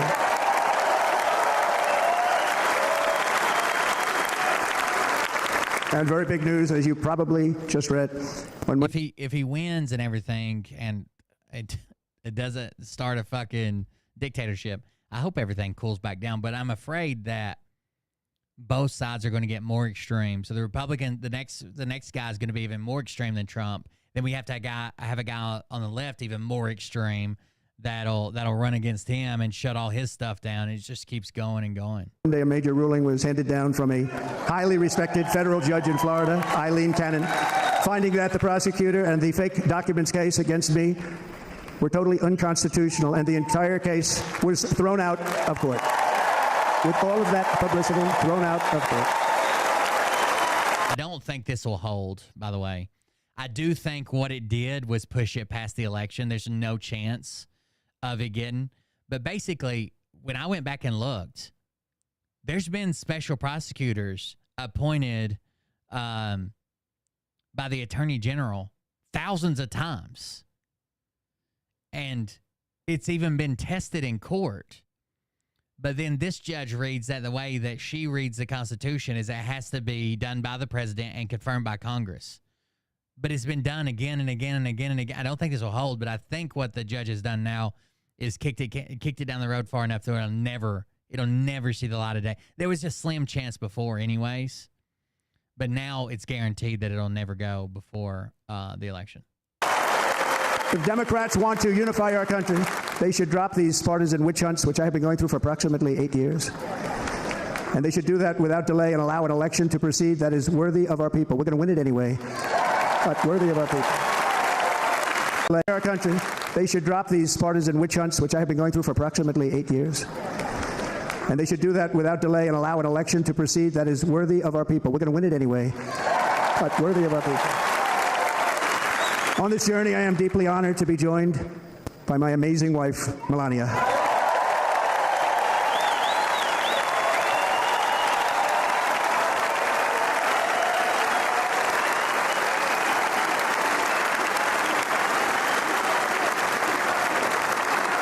I know back in 2022 or 2023, he said that something to the effect of, like the biggest fraud ever has happened, and it allows for the termination of all rules, regulations, and articles, even the articles of the Constitution that the founders didn't want and wouldn't condone, like a fraudulent election. I remember him saying that back last year, year before, which was pretty scary and a wake up call for a lot of people. I think he said that in a fucking speech he had, like a rally speech.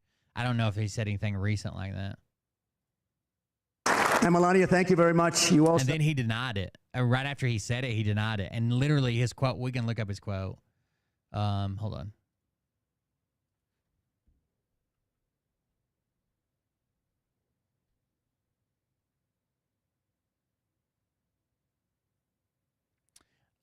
Trump announced last month, this is from December of 2022. Trump announced, this is right after he announced he's running again. A massive fraud of this type and magnitude allows for the termination of all rules, regulations, and articles, even those found in our Constitution. Our great founders did not want and would not condone false and fraudulent elections. Republicans are going to have to work out their issues with the former president and decide. Oh, this is from someone else. That was from Jeffries. Hakeem Jeffries. Yeah, even those found in the termination of all rules, regulations, and articles, even those found in the Constitution over the election that happened 2 years before that. over 2 years before that. So did something really beautiful, a letter to America calling for national unity, and it really took the Republican Party by surprise. I will tell you, it was beautiful.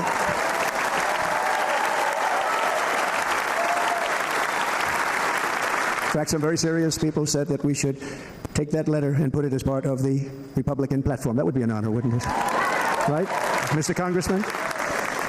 But it captivated so many, so I also want to thank my entire family for being here. Don, Kimberly, Ivanka and Jared, Eric and Lara, Tiffany and Mike. He's also been asked if he'll accept the results of this election. And just like he said in the 2020 election, he says only if it's honest and fair and no cheating happened. But if he loses, what's the first thing he's going to claim? There's even been people on his team, like Roger Stone and people, that said that they knew, Steve Bannon, they knew before the election even started that his plan was, if he starts losing through the night, that he was going to call it fraudulent. With literally, there couldn't have been evidence at that point, right? It was a fucking weeks before the election. Barron, we love our Barron. And of course, my 10 wonderful grandchildren, you saw a few of them up there on my lap before.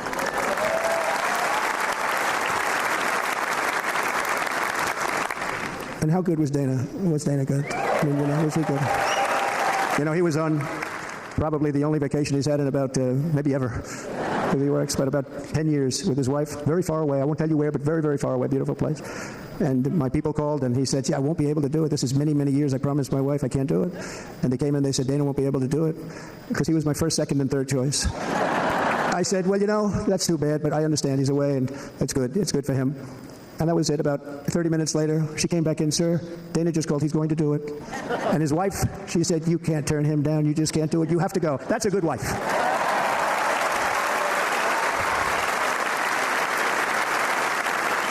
So he got on a plane. He got here a little while ago. Now he's going to get on the plane in a little while, and he's going to go back home to his wife. But they're great, and I just want to thank her and him and their whole family. It seems like a huge bandage, doesn't it? That's not easy. And Kid Rock, same thing. Called, he said, I want to be a part of it. I want to be a part, because What did Trump do during his first term that makes everyone think he'd be a dictator during his second term?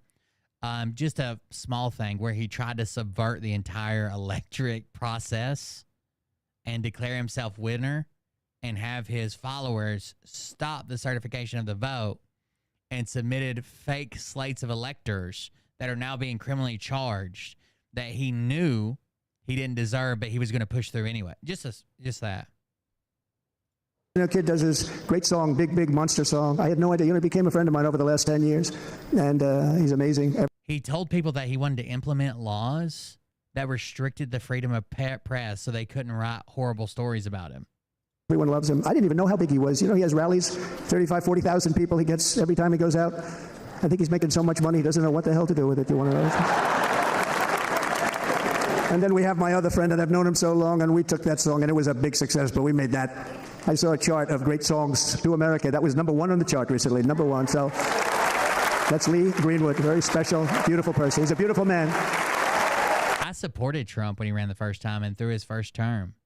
The way he acted after he lost the election, lost all of my respect, all of my support, and it also made me look into stuff harder, where I found out he'd been lying about basically everything he's ever said.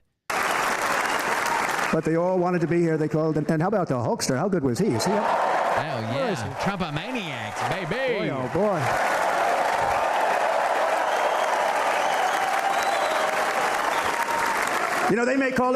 They may call that entertainment. I know about entertainment, but when he used to lift a 350-pound man over his shoulders and then bench press him 2 rows into the audience, I say maybe entertainment, but he is one strong son of a gun. I will tell you, I watched it many times.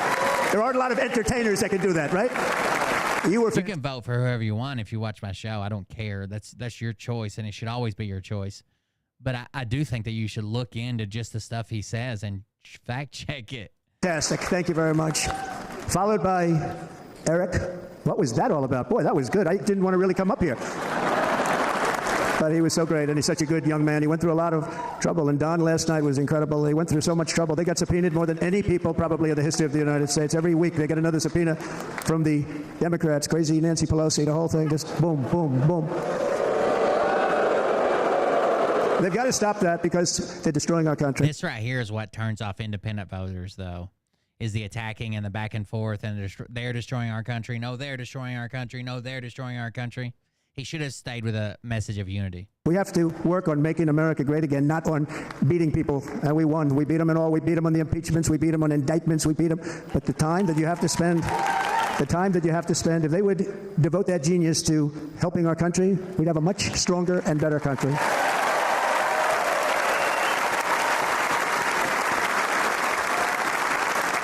And Jason, the biggest star in country music. Jason, thank you for being here. Jason, thank you very much. Jason Aldean, he's good. I like his wife even better, by the way. She's here. Thank you, Jason. But I'm thrilled to have a new friend and fighting by my side. The next Vice President of the United States, the current Senator from Ohio, J.D. Vance, and his incredible wife, Usha. His wife's name's Usha?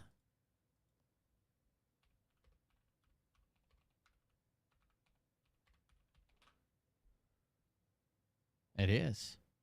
Usha.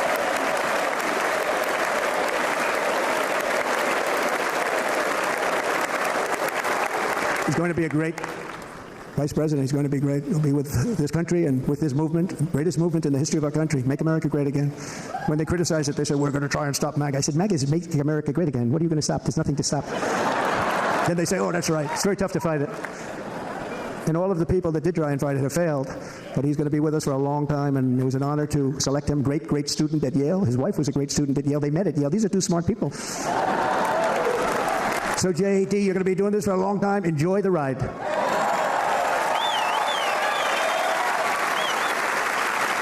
And a very special thank you to the extraordinary people of Milwaukee and the great state of... Oh, there they are. There they are. You are so easy to spot.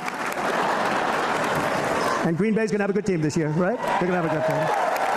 They're going to have a good team. Most of the audience doesn't like it, but it's true. You're going to have a very good team this year. And by the way, Wisconsin, we are spending over $250 million here creating jobs and other economic development all over the place. So I hope you will remember this in November and give us your vote. I am trying to buy your vote. I'll be honest about that. And $1 billion here creating jobs this year. And by the way, Wisconsin, we are spending over $250 million here creating jobs and other economic development all over the place. So I hope you will remember this in November and give us your vote. I am trying to buy your vote. I'll be honest about that.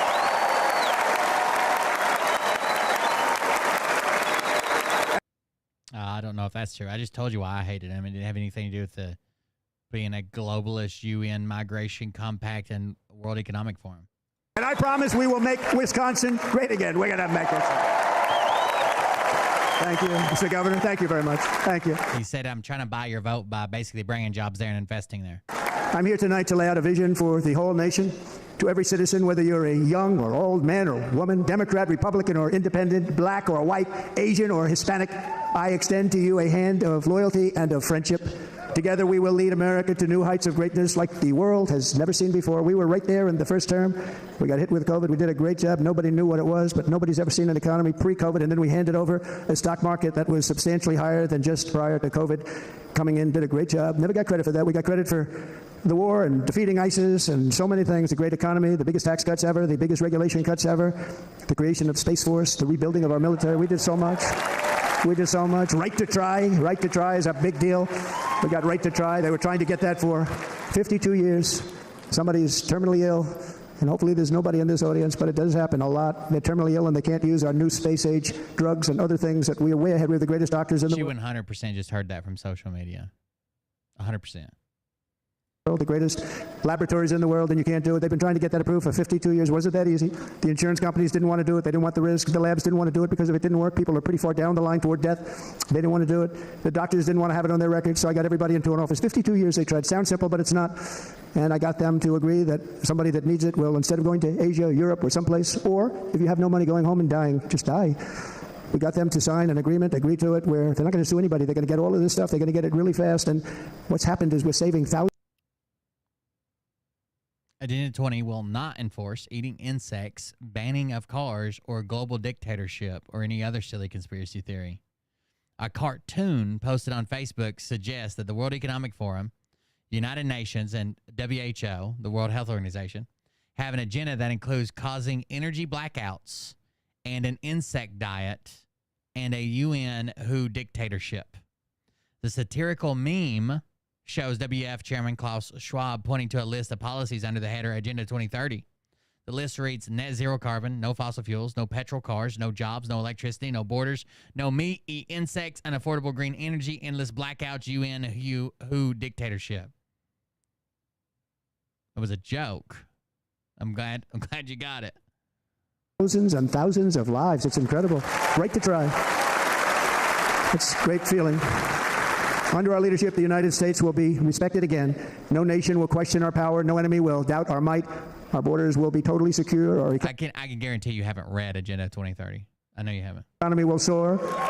We will return law and order to our streets, patriotism to our schools, and importantly, we will restore peace, stability, and harmony all throughout the world. But to achieve this future, we must first rescue our nation from failed and even incompetent leadership. We have totally incompetent leadership. This will be the most important election in the history of our country. Under the current administration, we are indeed a nation in decline.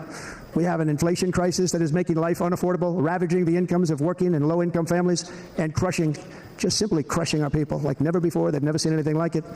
We also have an illegal immigration crisis, and it's taking place right now as we sit here in this beautiful arena. It's a massive invasion at our southern border that has spread misery, crime, poverty, disease, and destruction to communities all across our land. Nobody's ever seen anything like it. Then there's an international crisis, the likes of which the world has seldom been part of. Nobody can believe what's happening. War is now raging in Europe and the Middle East. A growing specter of conflict hangs over Taiwan, Korea, the Philippines. Yeah, none of that's in the Agenda 2030 document. Again, you haven't read it. I know you haven't. I mean, you can be dumb and talk about it, or just go read it. And all of Asia and our planet is teetering on the edge of World War III, and this will be a war like no other war because of weaponry. The weapons are no longer army tanks going back and forth shooting at each other. These weapons are obliteration. It's time for a change. This administration can't come close to solving the problems. We're dealing with very tough, very fierce people. They're fierce people. And we don't have fierce people. Never seen anything like that it. Are a lot less than fierce, except when it comes to cheating elections and a couple of other things. Then they're fierce. Then they're fierce. So tonight, I make this pledge to the great people of America. I will end the devastating inflation crisis immediately, bring down interest rates, and lower the cost of energy. We will drill, baby, drill.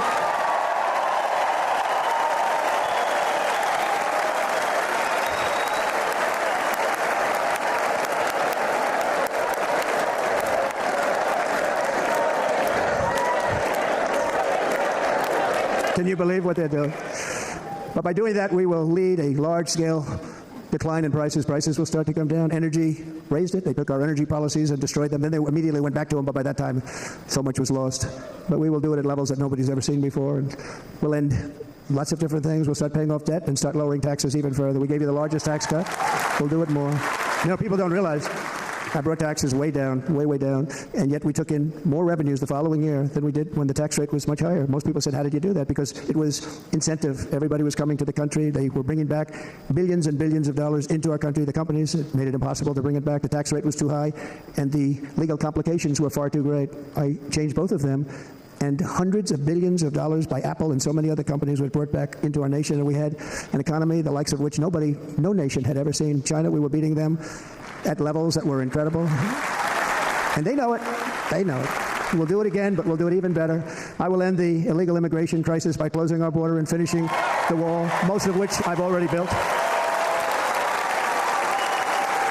Mexico's going to pay for it, baby. On the wall, we were dealing with a very difficult Congress. And I said, oh, that's okay. We won't go to Congress. I call it an invasion. We gave our military almost $800 billion. I said, I'm going to take a little of that money because this is an invasion, and we built, most of the wall is already built, and we built it through using the funds because what's better than that? We have to stop the Mexico paying for it. That would be better for that. That was the promise. Invasion into our country that's killing hundreds of thousands of people a year. We're not going to let that happen. I will end every single international crisis that the current administration has created. I will end every international crisis ever. Including the horrible war with Russia and Ukraine, which would have never happened if I was president, and the war caused by the attack on Israel which would have never happened if I was president. Iran was broke. Iran had no money. Now Iran has $250 billion. They made it all over the last 2.5 years. They were broke. I watched the other day on a show called Deface the Nation. Has anyone seen it? And they had a congressman who was a Democrat say, well, whether you like him or not, Iran was broke dealing with Trump. I told China and other countries, if you buy from Iran, we will not let you do any business in this country, and we will put tariffs on every product you do send in of 100% or more. And they said to me, well, I think that's about it. They weren't going to buy any oil. And they were ready to make a deal. Iran was going to make a deal with us. And then we had that horrible, horrible result that we'll never let happen again. The election result, we're never going to let that happen again. They used COVID to cheat. We're never going to let it happen again. And they took off all the sanctions, and they did everything possible for Iran. And now Iran is very close to having a nuclear weapon, which would have never happened. This is a shame what this administration, the damage that this administration has done. And I say it often, if you took the 10 worst presidents in the history of the United States, think of it, the 10 worst, added them up, they will not have done the damage that Biden has done. I'm only going to use the term once. Biden. I'm not going to use the name anymore, just one time. The damage that he's done to this country is unthinkable. It's unthinkable. Together we will restore vision, strength, competence, and we're going to have a thing called common sense making most of our decisions, actually. It's all common sense. Just a few short... The Biden administration back at the end of, or the middle of 2023, they sold the oil reserves for like, I don't know, like $100 a barrel. And then they were able to buy them back at like $70 a barrel. They made like $66 million on the deal or whatever. Years ago, under my presidency, we had the most secure border and best economy. $70 million, 65, somewhere around $60 million. Our country in the history of the world. We had the greatest economy in the history of the world. We had never done anything like it. We were beating every country, including China, by leaps and bounds. Nobody had seen anything like it. We had no inflation, soaring incomes were going. Nobody can believe it. You can't believe what happened 4 years ago is happening now in reverse.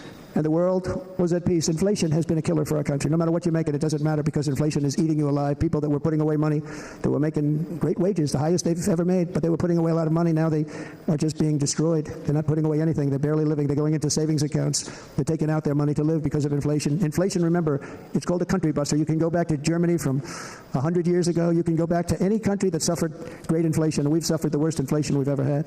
But go back and see what's happened to those countries. We've had the worst inflation we've ever had under this. It's kind of hard. So a lot of people believe that Biden should step down, but also it's kind of hard to win that way, right? Even if they step down and replace him right now, it's going to be kind of hard to win. Some people say that. Some people on the left say that we might as well keep him in there. If he loses to Trump, he loses to Trump. But if we waste a couple candidates, put them on the campaign trail, then they ended up losing to Trump, then they already got this mark against them. I don't know. It's kind of a catch-22. Person. But in less than 4 years, our opponents have turned incredible success into unparalleled tragedy and failure. It's been a tremendous failure. Today, our cities are flooded with illegal aliens. Americans are being squeezed out of the labor force, and their jobs are taken. And by the way, you know who's taking the jobs that are created? 107% of those jobs are taken by illegal aliens. And you know who's being hurt the most by millions of people? Inflation's actually down. The Fed's considering, thank you for the 100 bits. Inflation's actually currently down. The Fed is actually on the brink of cutting interest rates again. Pouring into our country, the black population and the Hispanic population, because they're taking the jobs from our black. It's mostly like the reason we're still seeing high prices is greedy corporations that were able to raise their prices during COVID, and they're not going to lower them again. Population, our Hispanic population. Actually, there's quotes from like the CEO of Coca-Cola saying, hell, we got a premium product. People will pay a premium price. Why would we lower our prices now? Like companies like that. And they're also taking them from unions. The unions are suffering because of it. Thank you. Thank you. I like you too. Thank you very much. Inflation has wiped out the life savings of our... We're technically almost down to where we were. Not pre-COVID, but not far. I mean, we're sitting at 3%. And before COVID, we were like 2.3%. Then when COVID first hit, we dropped way the fuck down, like 0.5%. Then it took off as COVID started. Citizens and force the middle class into a state of depression. Well, then that's never going away. You can call it inflation, you can call it whatever you want. Trump isn't going to fix that either. He can't go to Coke and be like, lower your prices. It just doesn't happen that way. and despair. That's what it is. It's despair and depression. We cannot and will not let this continue. Less than 4 years ago, we were a great nation, and we will soon be a great nation again. We're going to be a great nation again.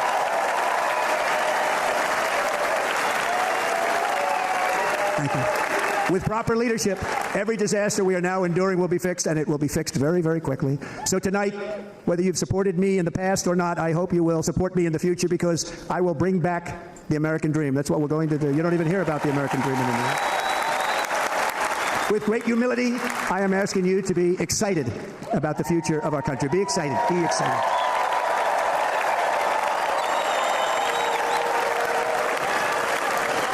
And by the way, the news reports, look at all of those. There's somebody else that's never read anything in their life. Big networks, look at them. They're all here.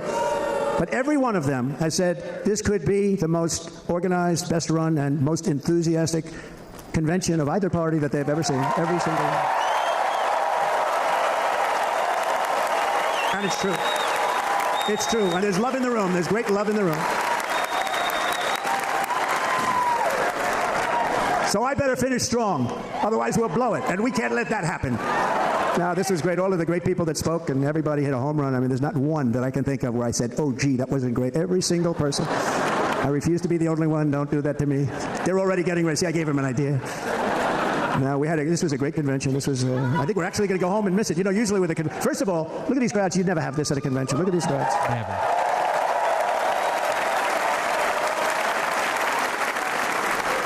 Love, it's about love. This week, the entire Republican Party has formally adopted an agenda for America's renewal, and you saw that agenda, and it's very short compared to the long, boring, meaningless agendas of the past, including the Democrats. They write these things that are hundreds of pages long, and they never Jesus Christ, this is the longest acceptance speech, I think, ever in history. them after their... might Google it. In their case, fortunately, they don't read them because they're pretty bad. It's a series of bold promises that we will swiftly implement when you give us a Republican House. And Mr. Speaker, thank you very much. Oh, wow, I was making a joke. It is the longest acceptance speech in history.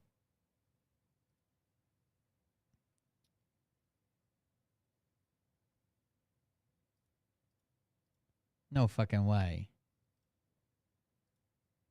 It just felt long.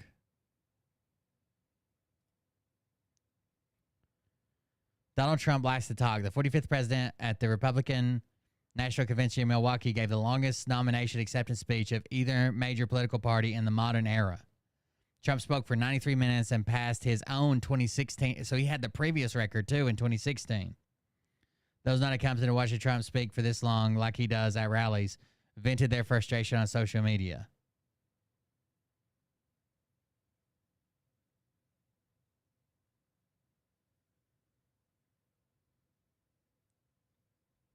People were posting about they walked out of the hall. It was just too long. Jesus Christ, there's a bunch of Twitter posts about it. He had the record before from his 2016 acceptance speech. We have our great Speaker of the House with us tonight, Mr. Speaker. Thank you very much. Thank you. A Republican Senate. We have many senators here. And send me back to our beautiful White House just a few short months from now. We're talking about just months. It can't come fast enough. We have to get it done. First, we must get economic relief to our citizens. Starting on day one, we will drive down prices and make America affordable again. We have to make it affordable. It's not affordable. What does drive down prices mean? How? People can't live like this. Under this administration, our current administration, groceries are up 57%, gasoline is up 60 and 70%, mortgage rates have quadrupled. And the fact is, it does. He won't mention the inflation, the actual inflation numbers. The consumer price index by the Department of Labor or whatever, because they're back down. Doesn't matter what they are because you can't get the money anyway. You can't buy houses. Young people can't. Just the price of things. Get any financing to buy a house. The total household costs have increased an average of $28,000 per family under this administration. Republicans have a plan to bring down prices and bring them down very, very rapidly. By slashing energy costs, we will in turn reduce the cost of transportation, manufacturing, and all household goods. So much starts with energy. And remember, we have more liquid gold under our feet than any other country by far. We are a nation that has the opportunity to make an absolute fortune with its energy. We have it, and China doesn't. Under the Trump administration, just 3.5 years ago, we were energy independent. But soon, we will actually be better than that. We will be energy dominant and supply not only ourselves, but we will supply the rest of the world. with numbers that nobody has ever seen, and we will reduce our debt, $36 trillion. We will start reducing that, and we will also reduce your taxes still further. Next, and by the way, they want to raise your taxes 4 times. Think of it. And all my life, I grew up watching politicians. I always loved politics. I guess I was on the other side. I'd watch and they were always talking about, we will give you a tax cut. We will give you a tax cut. My whole life, I was watching, I will give you a tax cut. Right, Mr. Congressman? That's all they talked about. This is the only administration that said, we're going to raise your taxes by 4 times what you're paying now, and people are supposed to vote for them? I've never heard it. You're paying too much. We're going to reduce your taxes still further. We gave you the biggest one, as I said. We're going to give you more, and it's going to lead to tremendous growth. We want growth in our country. That's what's going to pay off our debt. And next, we will end the ridiculous and actually... Who did Biden say he was going to raise taxes on? Me and you, or... incredible waste of taxpayer dollars that is fueling the inflation crisis. They've spent trillions of dollars on things having to do with the Green New Scam. It's a scam. And that's caused tremendous inflationary pressures in addition to the cost of energy.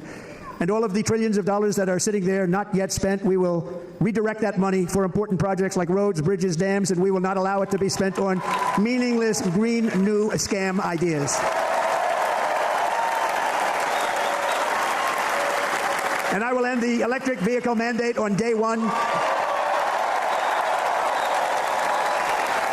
thereby saving the U.S. auto industry from complete obliteration, which is happening. Hold on. Somebody fact check this.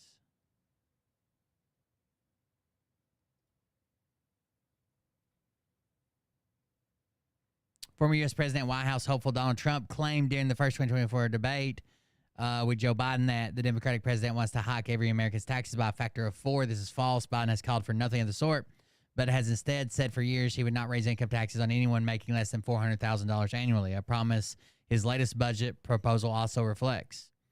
Quote, he wants to raise your taxes by 4 times, Trump said in the June 27, 2024 showdown hosted by CNN. He wants to raise everybody's taxes by 4 times. Trump's attack came as two squared off over the economy, with the Republican businessman assailing Biden over rising prices, the cost of living, 2 key issues ahead of November's contest.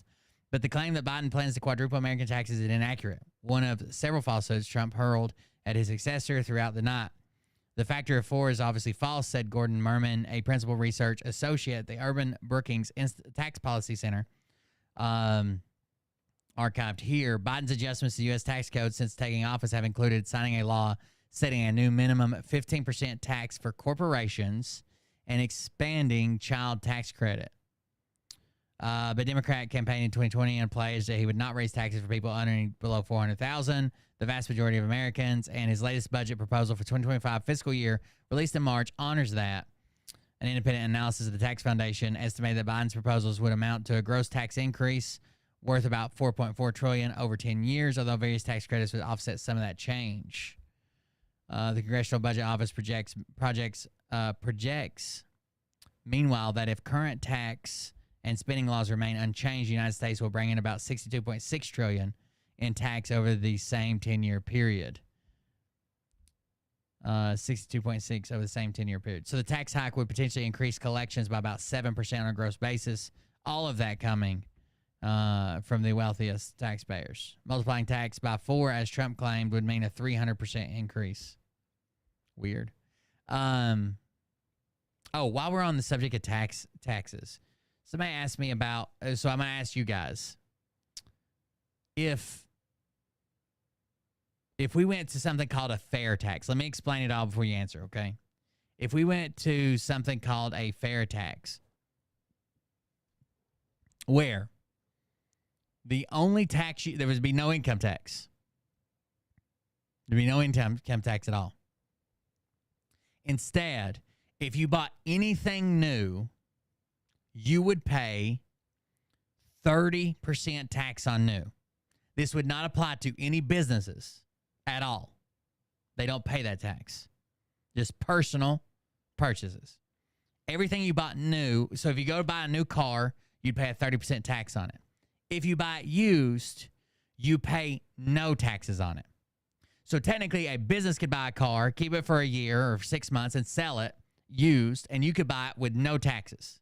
Would you go buy new stuff, or would you try your best to avoid the new 30% tax and buy used stuff? I would 100% try to buy used stuff. Even if I had to buy it 3 months, 6 months, a year old, I would 100% try to buy used stuff and save 30 fucking %. Are you kidding me? But yeah, you guys know. You guys can let me know in the chat what you think. Happening right now and saving U.S. customers thousands and thousands of dollars per car.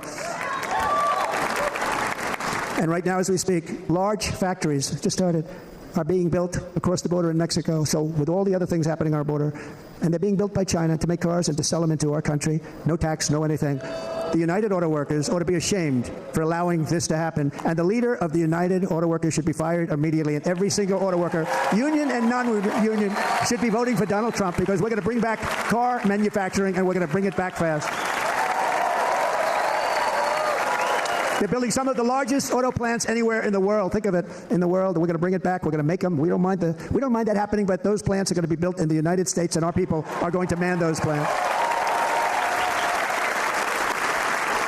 And if they don't agree with us, we'll put a tariff of approximately 100 to 200% on each car, and they will be unsellable in the United States. We have long been taken advantage of by other countries. And think of it, oftentimes these other countries are considered so-called allies. They've taken advantage of us for years. We lose jobs, we lose revenue, and they gain everything and wipe out our businesses, wipe out our people. I stopped it for $8 trillion in debt. That's right. 4 years. I stopped it, and we're really ready to make changes like nobody had seen before. And remember, USMCA, I got rid of NAFTA, the worst trade deal ever made, and replaced it with USMCA, which is, they say, the best trade deal ever made. Actually, probably the best trade deal was the deal I made with China, where they buy $50 most warranties transfer, but I guess if you knew that warranty. billion worth of our product, they were buying nothing. They buy $50 billion worth. They had to, but I don't even talk about it because of COVID. I don't even mention it, frankly, because of what happened with the China virus.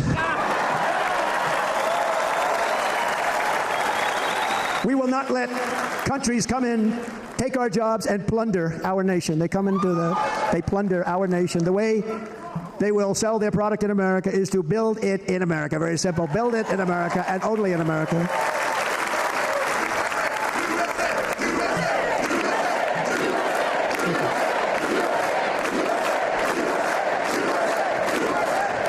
And this very simple formula, and Congress has to go along with us, and they will.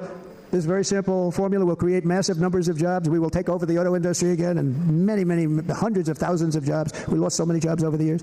If you go back 20, 25 years, they've stolen, going to China and Mexico, about 68% of our auto industry manufacturing jobs. We're going to get them all back. We're going to get them all back, every one of them. At the center of our plan for economic relief are massive tax cuts for workers that include something else that's turned out to be very popular, actually. Here it's very popular, this building and all those hotels that I saw that are so nice. I'm staying in a nice one. It's called no tax on tips. No tax on tips. No tax on tips.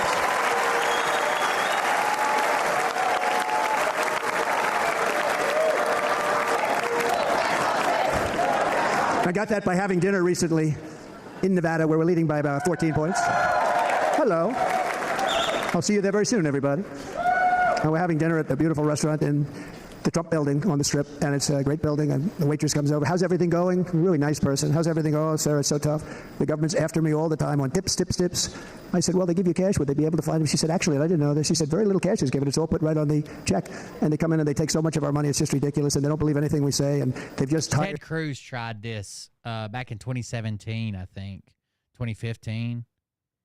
The no tax on tips. I think the studies show that it doesn't actually make a fucking difference for low-income families, usually people that are working in an industry where they receive tips. But as you know, 88,000 agents to go after them even more. And I said, this shows. It basically seemed like the changes would be basically non-existent. Of my, most people go out, they hire consultants, they pay them millions of dollars. But I said to her, let me just ask you a question. Would you be happy if you had no tax on tips? She said, what a great idea. I got my information from a very smart waitress. That's better than spending millions of dollars. And everybody loves it. Waitresses and caddies and drivers and everybody's a large group of people that are being really hurt badly. They make money, let them keep their money. I'm going to protect Social Security and Medicare. Democrats are going to destroy Social Security and Medicare because all of these people. I guess what I'm afraid of, and I think this is a problem that people brought up with Ted Cruz's thing, no tax on tips makes no impact on low-income workers, right? Little to no impact on low and middle, moderate income workers, right? It's just not going to do much. But what if CEOs and people making $1 billion change their contract to where they get paid $100,000 a year and they get a $500,000 tip. It seems like it's going to be a tax haven for the wealthy, and it's not going to do much to anybody else. People, by the millions that are coming in, they're going to be on Social Security and Medicare and other things, and you're not able to afford it. They are Right, and the Supreme Court already ruled that it's not like you can receive gifts after. So, like, let's say I want the Supreme Court to rule on my company being able to fucking mine in the ocean or some shit, right? And the Supreme Court rules on it in my favor.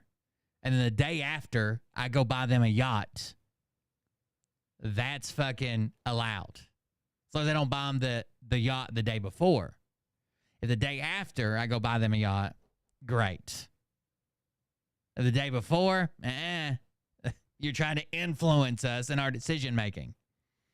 Destroying your Social Security and your Medicare. Under my plan, incomes will skyrocket, inflation will vanish completely, jobs will come roaring back, and the middle class will prosper like never, ever before, and we're going to do it very rapidly. But no hope or dream we have for America can succeed unless we stop the illegal immigrant invasion, the worst that's ever been seen anywhere in the world. There's never been an invasion like this anywhere. Third world countries would fight with sticks and stones not to let this happen. Oh my God. Hold on. I just saw this on Facebook Marketplace. Tell me what this looks like. See if I can pull it over here, if the screen will come back up. What does this look like right here? On Facebook Marketplace, the top left there. I thought that was some old man's face.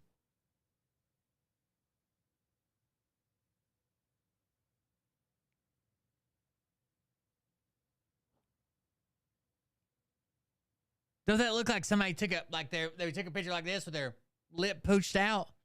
I thought that was an old person's face.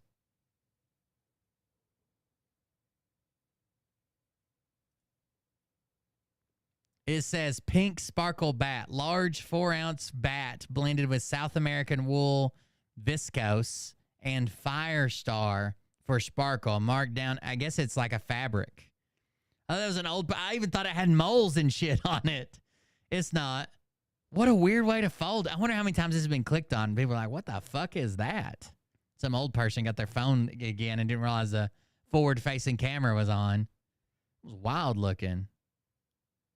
Sorry, that caught me off guard. The invasion at our southern border, we will stop it, and we will stop it quickly. You heard Tom Homan yesterday. Tom Homan, put him in charge and just sit back and watch. Brandon Judd, the Border Patrol, he's incredible. These guys, they really, their job is a lot easier if they don't have to do anything, but they want to. They're patriots. Brandon Judd, Border Patrol, ICE goes out. You have to see what ICE does with MS-13. You have these are probably the worst gang, and ICE goes in there. And I know a lot of people in these rows here, and they're very tough people, but they don't want to do this job. They'll go into a pack of MS-13 killers. They're the worst, probably the worst gangs in the world, and we have thousands of them. I moved thousands and thousands out in my... Yeah, so restaurants are starting to charge like mandatory gratuities because people don't fucking tip, and it's really the restaurants trying to make more. I don't think mom and pops barely scraping by, but like other restaurants, like bigger corporations or fancier restaurants, because they have to, if you don't make minimum wage, they have to make up the difference, right? So you got to report your tips to at least make minimum wage or they owe you money. 4 years, we moved them out, and it was a pleasure. But ICE would go right into a pack of these killers, and you see fists flying, you see everything flying, and then they take them, they put them in a paddy wagon. They take them back, and they get them out of our country. And the other countries weren't accepting them back, and I called up, and I said, tell them that we're not giving them economic aid anymore. And the next day, I got calls from all of these countries that were terminated. Billions of dollars we spent on economic aid to countries that does us, frankly, no good. And the next day, I was called by everybody. I couldn't take all the calls. Sir, what's the problem? I said, you won't take your killers back that you sent in caravans into America. You won't take them back. Well, sir, if you'd like us to, we would give very serious consideration to doing that. And within 24 hours, they were being taken back for years and years. When I first came in, they said President Obama tried to get him to go back, and they wouldn't accept him. They'd put planes on the runway so you couldn't leave the plane. They'd close the road so you couldn't take the buses. They'd all have to turn back. If I have cash on me, I try to tip in cash.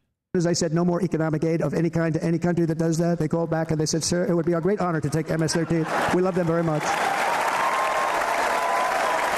We love them very much, sir. We'll take them back. At the heart of the Republican platform is our pledge to end this border nightmare and fully restore the sacred and sovereign borders of the United States of America, and we're going to do that on day one. That means two things on day one, right? Drill, baby, drill, and close our borders.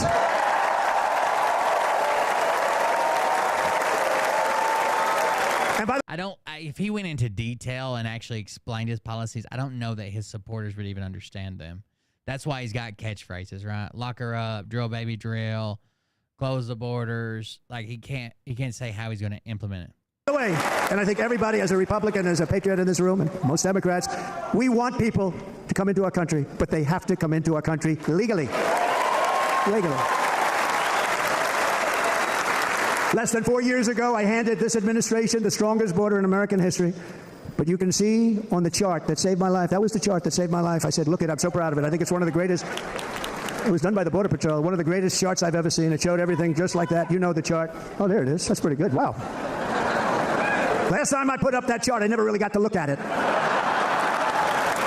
But without that chart, I would not be here today. Never got to look at it.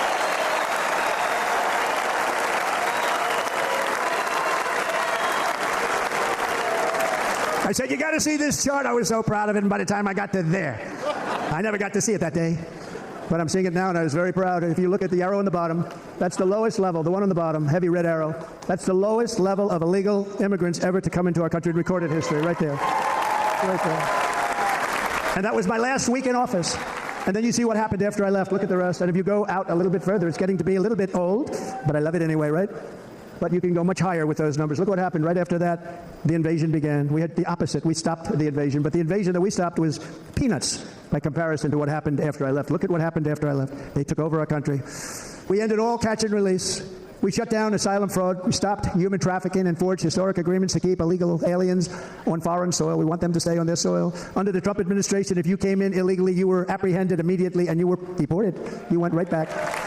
The current administration terminated every single one of those great Trump policies that I put in place to seal the border. I wanted to seal the border. Again, come in, but come in legally. You know how unfair it is? So many people. Well, Trump was able to use Title 42, right? And Biden tried to continue using Title 42 to the point that he was shut down by courts. Thousands of people have been working for years to come into our country, and now they see these people pour into our country at levels that are unprecedented. So unfair, and we're not going to do it. We're not going to stand for it. They suspended wall construction, ended remain in Mexico. Clear policy, remain in Mexico. You think that was easy to get from the Mexican government? But I said, you must give it to us. If you don't give it to us, there will be repercussions, and they gave it to us. But not easy. Canceled our Safe Third agreements, demolished Title 42, implemented nationwide catch and release. That's catch and release, where we catch them and release them. Demolished Title 42. The courts basically ruled that they could, because it was for COVID, right? It was an emergency health authority. Title 42. Into our country, we catch them and release them into Mexico. There's a slight difference. And took 93. This is it's called lying. Terry Land. The previous administration. 93 executive actions to throw open our border to the world. The entire world is pouring into our country. And it's not 2030, it's 2025. Very foolish administration. The greatest invasion in history is taking place right here in our country. They are coming in from every corner of the earth, not just from South America, but from Africa, Asia, the Middle East. They're coming from everywhere. They're coming at levels that we've never seen before. It is an invasion indeed, and this administration does absolutely nothing to stop them. They're coming from prisons. They're coming from jails. They're coming from mental institutions and insane asylums. The press is always on me because I say this. Has anyone seen Silence of the Lambs? The late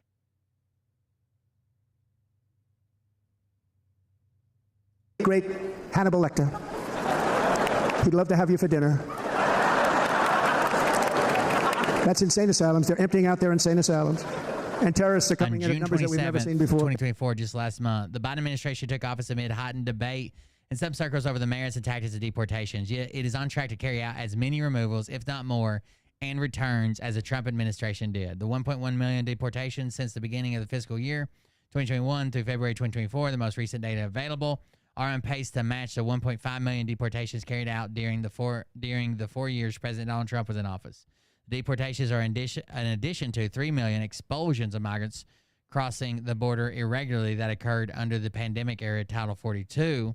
So on top of those, under Title 42, between March 2020 and 2023, the vast majority of which occurred under the Biden administration, combining deportations with expulsions and other actions to block migrants without permission to enter the United States. The Biden administration's nearly 4.4 million are already more than any single presidential term since the George W. Bush administration, 5 million in his second term. And the 12 months after Title 42 ended, the Biden administration ramped up deportations under the standard U.S. immigration framework, Title 8, and removed or returned 775,000 unauthorized migrants, more than any previous fiscal year since 2010. From May to 2023 through March 2024, 316,000 migrants were processed via expedited removal, more than any prior full fiscal year. And for the first time since fiscal year 2010, in fiscal year 2023, more migrants were returned directly across the border, mostly to Mexico, than were removed from the U.S. interior, whereas President Barack Obama was labeled by some as the deporter-in-chief. This new trend may earn President Joe Biden the title of returner-in-chief. Notably, authorities have deported migrants to more than 170 countries during the current administration, which may be the most ever. Bad things are going to happen.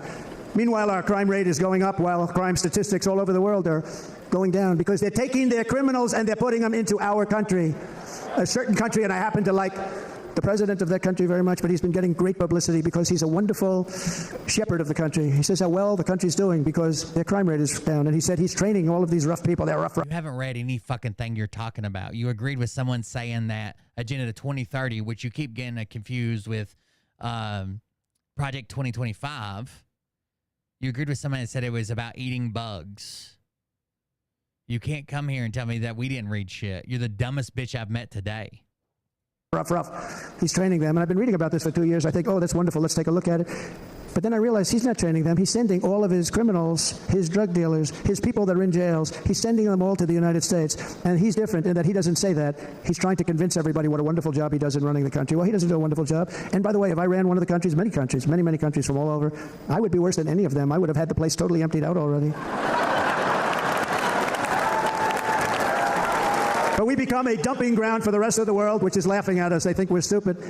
And they can't believe that they're getting away with what they're getting away with, but they're not going to be getting away with it for long. That's what I can tell you. In Venezuela, Caracas, high crime. Caracas, Venezuela, really a dangerous place, but not anymore. Because in Venezuela, crime is down 72%. In fact, if they would ever win this election, I hate to even say that, we will have our next Republican convention in Venezuela because it will be safe. Our cities will be so unsafe we will not be able to have it there. In El Salvador, murders are down by 70%. Why are they down? Now, he would have you convinced that because he's trained murderers to be wonderful people. No. They're down because they're sending their murderers to the United States of America. This is going to be very bad. And bad things are going to happen, and you're seeing it happen all the time. That's why, to keep our families safe, the Republican platform promises to launch the largest deportation operation in the history of our country. Even larger than that of President Dwight D. Eisenhower from many years ago. You know, he was a moderate. I think one of the points in Trump's Agenda 47 is ending teacher tenure. And I know we hear horror stories about teachers that have tenure that basically are unfireable. But there's also a reason for tenure in post-secondary schools, that teachers don't have to be afraid for going against the narrative. The whole point of college is to get you to think outside the box, think about other things, think about going against the status quo, and that protects teachers that are there just because they're teaching something that maybe the current whatever administrator doesn't believe in or doesn't fully back, that they can't be fired. I don't know. That's weird. And also putting concealed carry firearms in the schools and ending fucking tenure for teachers. Those are two of the things that I read about the education part. But he believed very strongly in borders. He had the largest deportation operation we've ever had.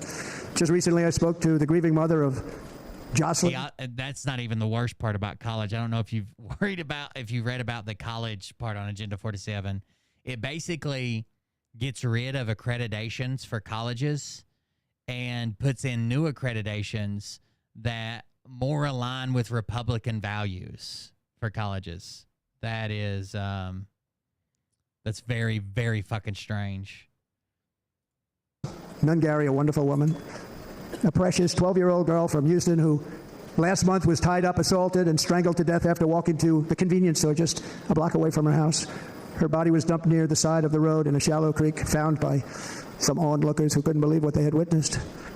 Another point of it was I'm trying to remember. I think he said that he wants to, I can't remember how many. He wants to appoint a bunch of U.S. attorneys, brand new U.S. attorneys, that'll investigate. He wants to put in right-wing U.S. attorneys that'll investigate left-leaning district attorneys. Tell me that doesn't sound like a clusterfuck. He wants to put together the task force because he thinks that the biggest issue faces right now are left-leaning district attorneys. Charged with Jocelyn's heinous murder of 2 illegal aliens from Venezuela who came across our border, were in custody, and were then released into the country by this horrible, horrible administration that we have right now. I also met recently with the heartbroken mother and sister of Rachel Morin. Rachel was a... And I don't think any of you guys should be in favor of tariffs. A tariff just means you pay more for shit.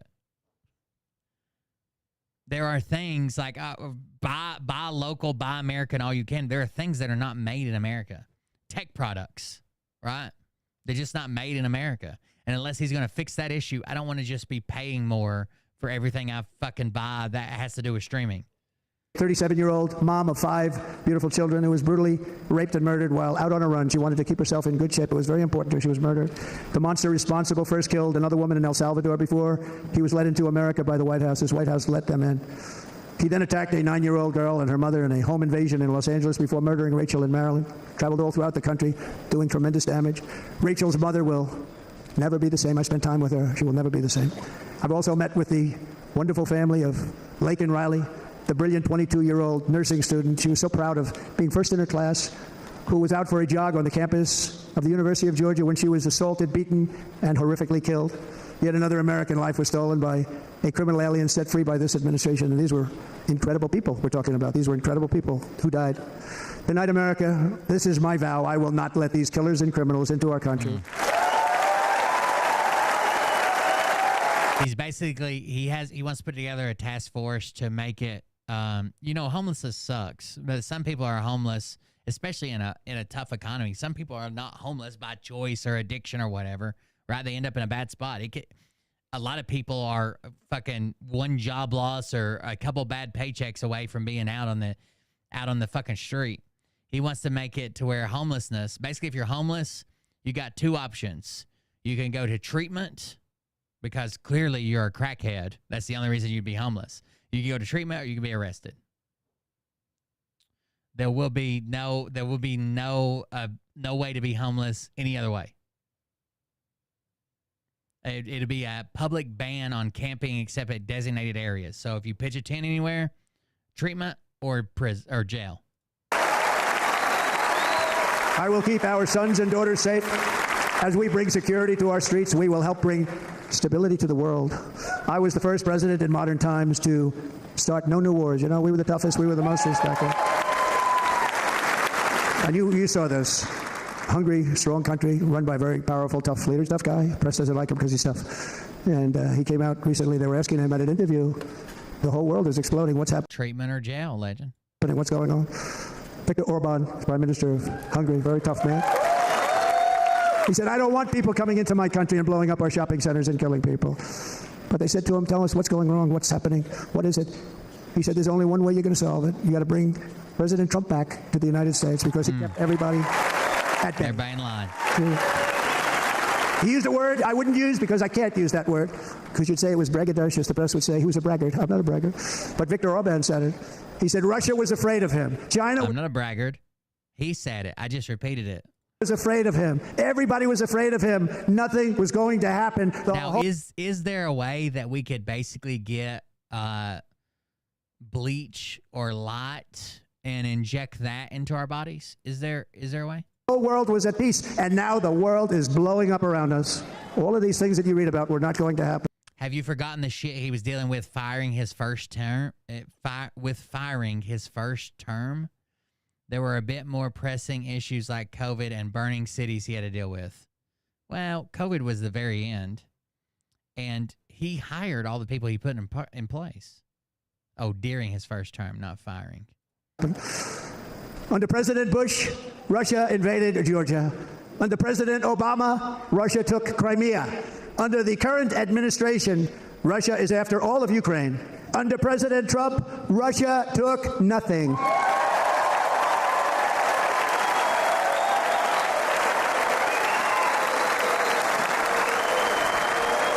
We defeated 100% of ISIS in Syria and Iraq, something that was said to take 5 years, sir. It'll take 5 years, sir. We did it in a matter of a couple of months. He went through 4 administrations during one. But great military. Our military is not woke. It's just some of the fools on top that are woke.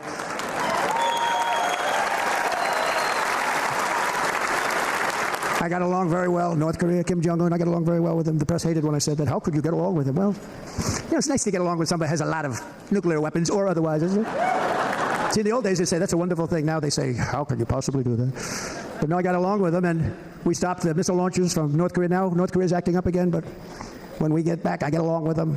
He'd like to see me back, too. I think he misses me, if you want to know the truth. Our opponents inherited a world at peace and turned it into a planet of war. We're at a planet of war. Look at that attack on Israel. Look at what's happening with Ukraine. The cities are just bombed out. How can people live like that? Where buildings, massive buildings are falling to the ground. It began to unravel with the disastrous withdrawal from Afghanistan, the worst humiliation in the history of our country. We have never had a humiliation like that. 13 heroic U.S. service members were tragically and needlessly killed. 45 others were horrifically wounded. Nobody ever talks about them. No arms, no legs. Trump wants to close the Department of Education, joining calls by GOP rivals. Former President Donald Trump said Wednesday he wants to close the Department of Education and have state governments run the education of our children. Wrong again. He wants to close the Department of Education. Wrong again. Explosions, horrifically wounded. And by the way, we have a man. His exact quote says, we're going to end education, the department coming out of Washington, D.C. We're going to close it up and all those buildings all over the place that people, in many cases, hate our children. I don't think you get more than direct than that. That's his quote in a campaign video. In this room, who's running for the U.S. Senate from a great state, Nevada, named Sam Brown. By the way, he's been saying that since 2016. I don't know that. Who the fuck do you get your news from? He ran on closing down the Department of Education. He just didn't do anything he said that he was going to do from 2016. The ultimate price. Thank you, Sam.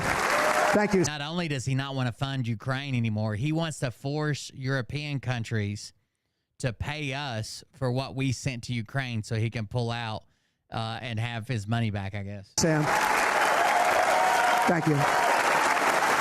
He's going to force a surrender of Ukraine. When he says, I can have it resolved before I even go, he's going to force Ukraine to surrender by holding it over their head.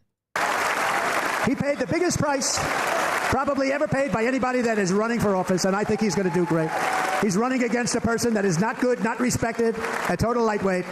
But Sam, I think, paid, really, we were talking about it with some of the senators that are working so hard for Sam, but he paid the biggest price of any senator ever to run for the Senate. I don't think anybody's ever what he did. He was a real hero, a really great person.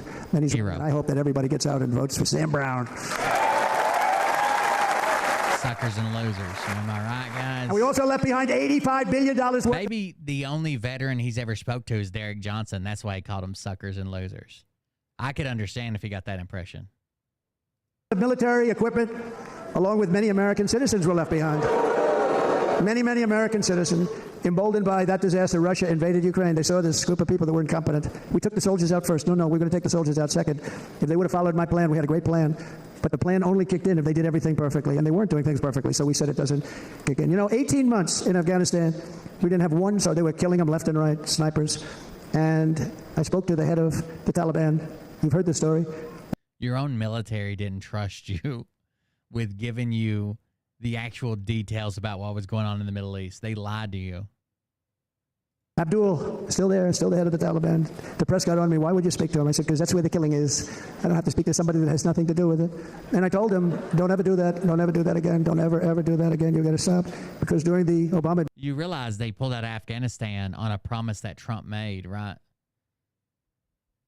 Like the entire reason that the Afghanistan pullout was rushed was because Trump promised them, and they were afraid of any type of negative kickback they would get from missing that deadline. Administration, many great people and soldiers, a lot of soldiers were being killed from long distance. I said, if you keep doing that, you're going to be hit harder than anybody's ever been hit by a country before.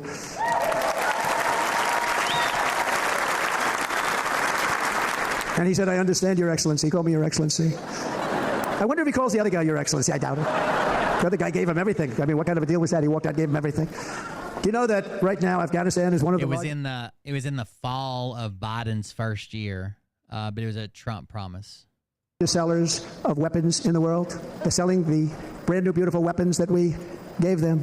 But think of it, he actually said to me, but why do you show me a picture of my home? I said, you'll have to ask your people or one of your wives. But he could figure it out. And for 18 months, we had not one attack on an American soldier by the Taliban. 18 months.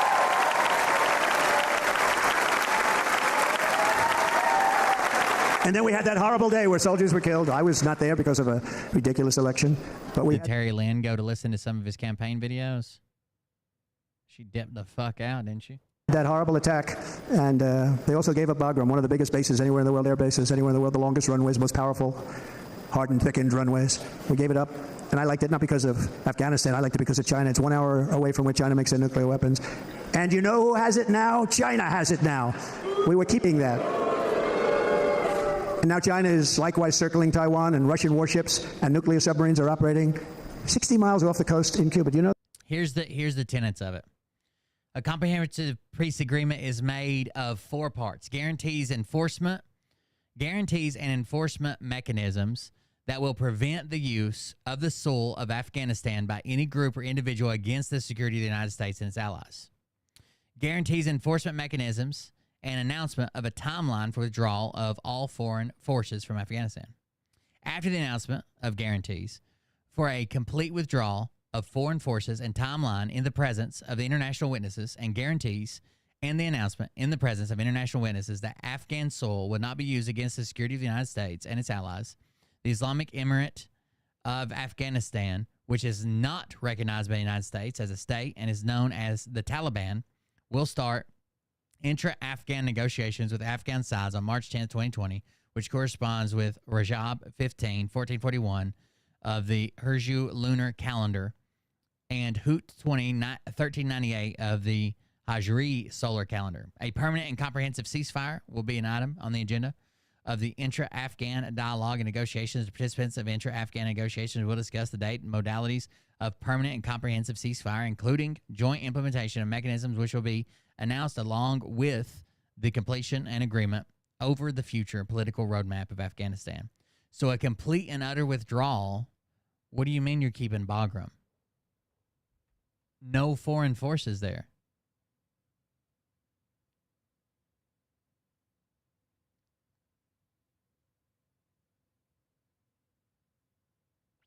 He basically drew it down to, so what was happening was there was a first drawdown to just 5 U.S. bases would be occupied, something like that. Then that after they had 9.5 months from that step down to no U.S. forces. All forces will remove from all remaining bases. He didn't have anything in the agreement to keep it. That was just an outright lie. Know that? No, the press refuses to write about it. If that were me running this country and we had nuclear submarines in Cuba, I will tell you that the headlines every day would be, what's wrong with our president? You don't even hear this. You're not hearing about this. Russia has nuclear submarines and warships 60 miles away, Mr. Congressman, from Miami, by the way, happens to be here. Correct? In Cuba. And that would not be stood for if it were somebody else. They don't want to mention it, but now maybe they will. And the entire world, I tell you this, we want our hostages back, and they better be back before I assume office, or you will be paying a very big price.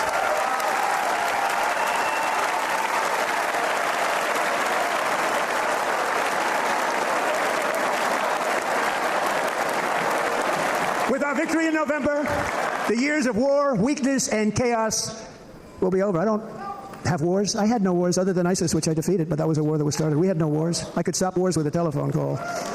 I could stop wars with just a telephone call. If properly stated, it would never start. We will replenish our military and build an Iron Dome missile defense system to ensure that no enemy can strike our homeland. And this great Iron Dome will be built entirely in the USA. We're going to build it in the USA. And Wisconsin, just like I gave you that massive ship contract, and you're doing a very nice job, Governor, right? Thank you, Governor. And they're doing a great job. In fact, I had a little design change. We gave them a tremendous for essentially what we used to call destroyers. These are now the most beautiful. They look like yachts. I said, we have to take the bow and we have to make it a little nicer and a little point at the top instead of a flat nose. And the people at the shipyard said, this guy sort of knows what he's doing. We have the most beautiful ships, right, Governor? And everybody's sitting over there. And it was a big contract that everybody wanted. I gave it to Wisconsin, but we're going to have a lot of that built right here in the state of Wisconsin and all other states. Israel has an Iron Dome. They have a missile defense system.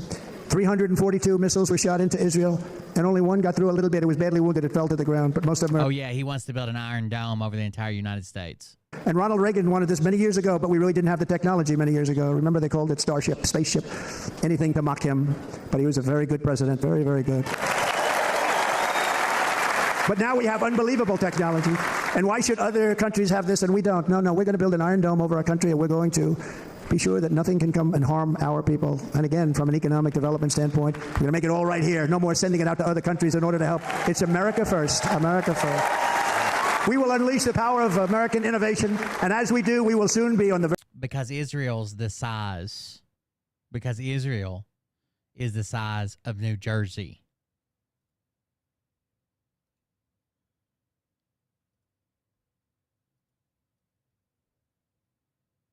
Israel has the Iron Dome. We have missile defense systems, just so you don't know. But Israel has the Iron Dome because they're the blue spot in all this yellow.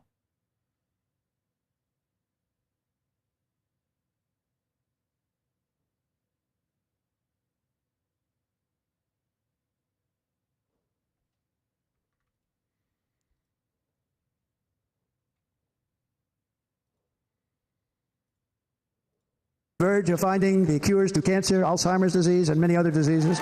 We're going to get to the bottom of it.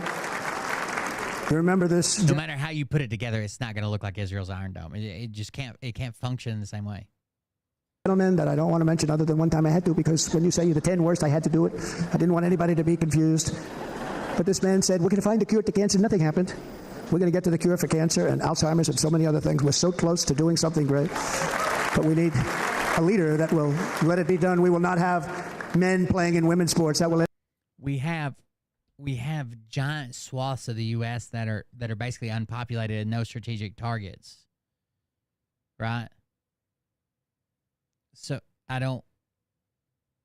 Can you imagine the price tag? If the entire continental United States, you have to put an Iron Dome every New Jersey size piece of land.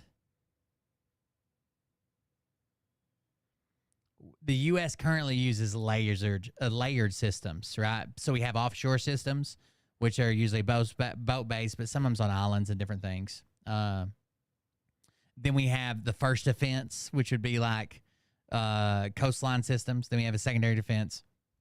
And we can basically defend ourselves from any attack.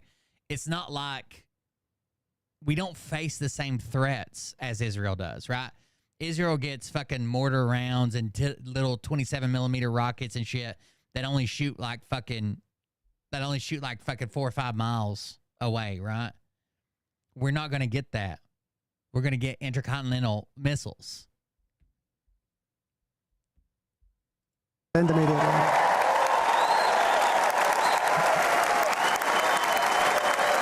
just read you the quote, Terry Lynn. Turn down the banjo and listen. And we will restore and renovate our nation's once great cities, making them safe, clean, and beautiful again. And that includes our nation's capital, which is a horrible killing field. So many things. They leave from Wisconsin. They go to look at the... It's made for short-range rockets and artillery. If someone has the ability to hit us with short-range rockets and artillery at a substantial rate, then we have bigger problems, right? We need to go to Mexico and kill whoever the fuck's down there.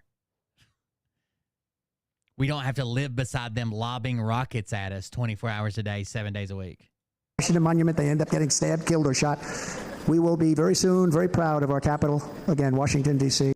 Canada is too much French. All we got to do is look at them the wrong way. They'll surrender.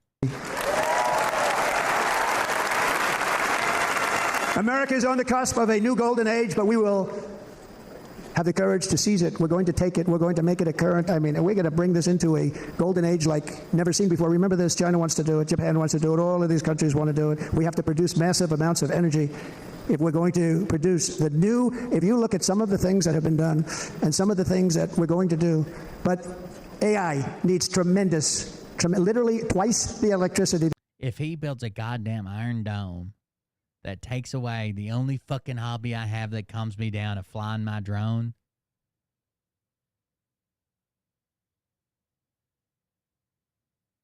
I'll be like that guy that landed his paraglider on the White House lawn. That's available now in our country. Can you imagine?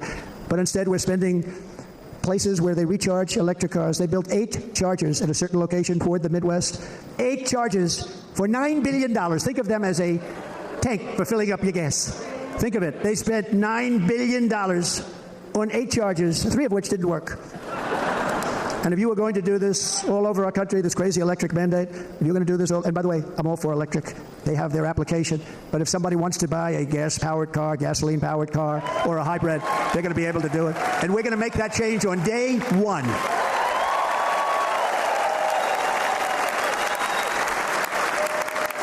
So to conclude, just a few short days ago, my journey...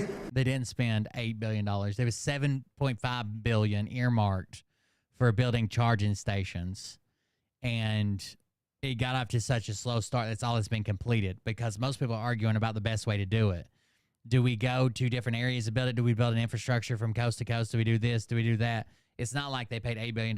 That's all that was completed before everybody started arguing over what the fuck was going on. With you nearly ended. We know that. And yet, here we are tonight, all gathered together, talking about the future, promise, and a total renewal of a thing we love very much. It's called America. We live in a world of miracles. None of us knows God's plan or where life's adventure will take us. I want to thank Franklin Graham for being here tonight. He's an outstanding man. He wrote me a note recently. I have a lot of respect for him. Sir, I love your storytelling. I think it's great in front of these big rallies. But sir, please do me one favor. It won't make any difference. Please don't use any foul language. I was a little embarrassed. I said... He said, it won't make any difference. Actually, it does. The story's not quite as good, but I've been very good. The story is not quite as good, to be honest. I've got to have a little talk with Franklin, but he was great. He's a great gentleman. His father was so incredible. Billy Graham. My father used to love taking me to see Billy Graham. My father would take me to see Billy Graham at Yankee Stadium. He had the biggest rallies you've ever seen. He was a good rally guy, too. But he'd get up, and he was a fantastic guy. My father loved Billy Graham.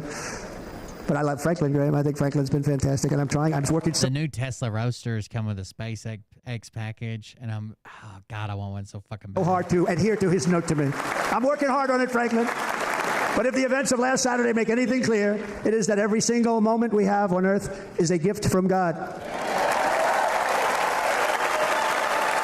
We have to make the most of every day for the people and for the country that we love. The attacker in Pennsylvania wanted to stop our movement, but the truth is the movement has never been about me. It has always been about you. It's your movement. It's the biggest movement in the history of our country by far. Can't be stopped. It can't be stopped. It has always been about the hardworking, patriotic citizens of America. For too long, our nation has settled for too little. We settled for too little. I'm losing interest. I lost interest about an hour ago. Other people. You've been told to lower your expectations and to... That's the biggest goddamn maxi pad taped to the side of his shit. Accept less for your families. I am here tonight with the opposite message. Your expectations are not big enough. Not big enough. Nick, the cringiest thing that I've seen since this happened, there are people in the audience that taped pieces of paper, napkins, receipts, anything white to their ear to show solidarity while at the RNC. We looked at pictures of them the other day. They were just taping shit to their ear so they look like him. And then they say shit like, it's not a cult. We just really, really, really, really, really like him. It is time to start expecting and demanding the best leadership in the world, leadership that is bold, dynamic, relentless, and fearless. We can do that. We are Americans. Ambition is our heritage. Greatness is our birthright. But as long as our energies are spent fighting each other, our destiny will remain out of reach. And that's not acceptable. We must instead take that energy and use it to realize our country's true potential and write our own thrilling chapter of the American story. We can do it together. We will unite. We are going to come together. And success will bring us together. It is a story of love, they make fun of people wearing masks. Sacrifice, and so many other things. And remember, they worship him, dude. They fucking worship him. People, like, literally, I take shots at Biden, too, and people be like, why don't you ever talk about Biden? Just talk about Trump all the time. I can't believe it. Devotion. It's unmatched devotion. Our American ancestors crossed the Delaware, survived the icy winter at Valley Forge, and defeated a mighty empire to establish our cherished republic. They fought so hard, they lost so many. They pushed thousands and thousands of miles across a dangerous frontier, taming the wilderness to build a life and a magnificent home for their family. They packed their families into covered wagons, trekked across hazardous trails, scaled... Talking about Oregon Trail, the video game now? Towering mountains. You had got dysentery and died. And braved rivers and rapids to stake their claim on the wide open, new, and very beautiful frontier. When our way of life was threatened, American patriots marched onto the battlefield, raced into enemy strongholds, and stared down death and stared down those enemies to keep alive the flame of freedom. At Yorktown, Gettysburg, and Midway, they joined the roll call of immortal heroes. So many heroes, so many great, great people. And we have to cherish those people. We can't forget those people. We have to cherish those people. And building monuments to those great people is a good thing, not a bad thing. They saved our country. No challenge was too much. No hardship was too great.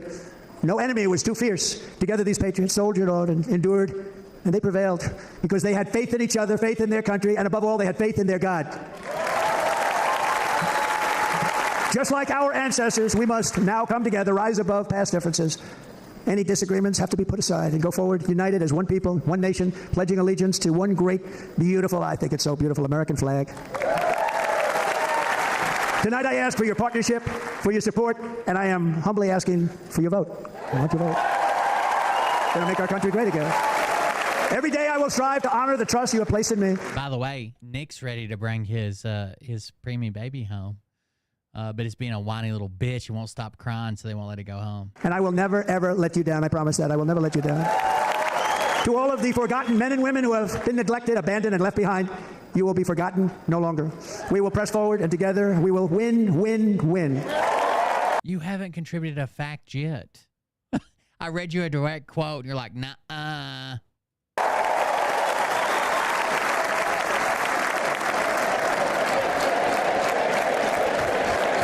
Win, win, win, win, win, win. They're not saying win, W-I-N. They're saying win, W-H-E-N. These are the same promises you had in 2016. And you didn't do shit.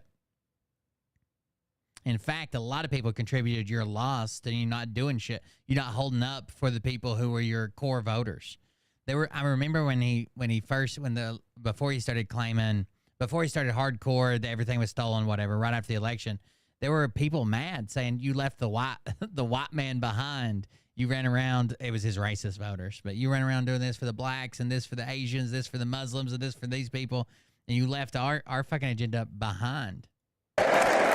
Nothing will sway us, nothing will slow us, and no one will ever stop us.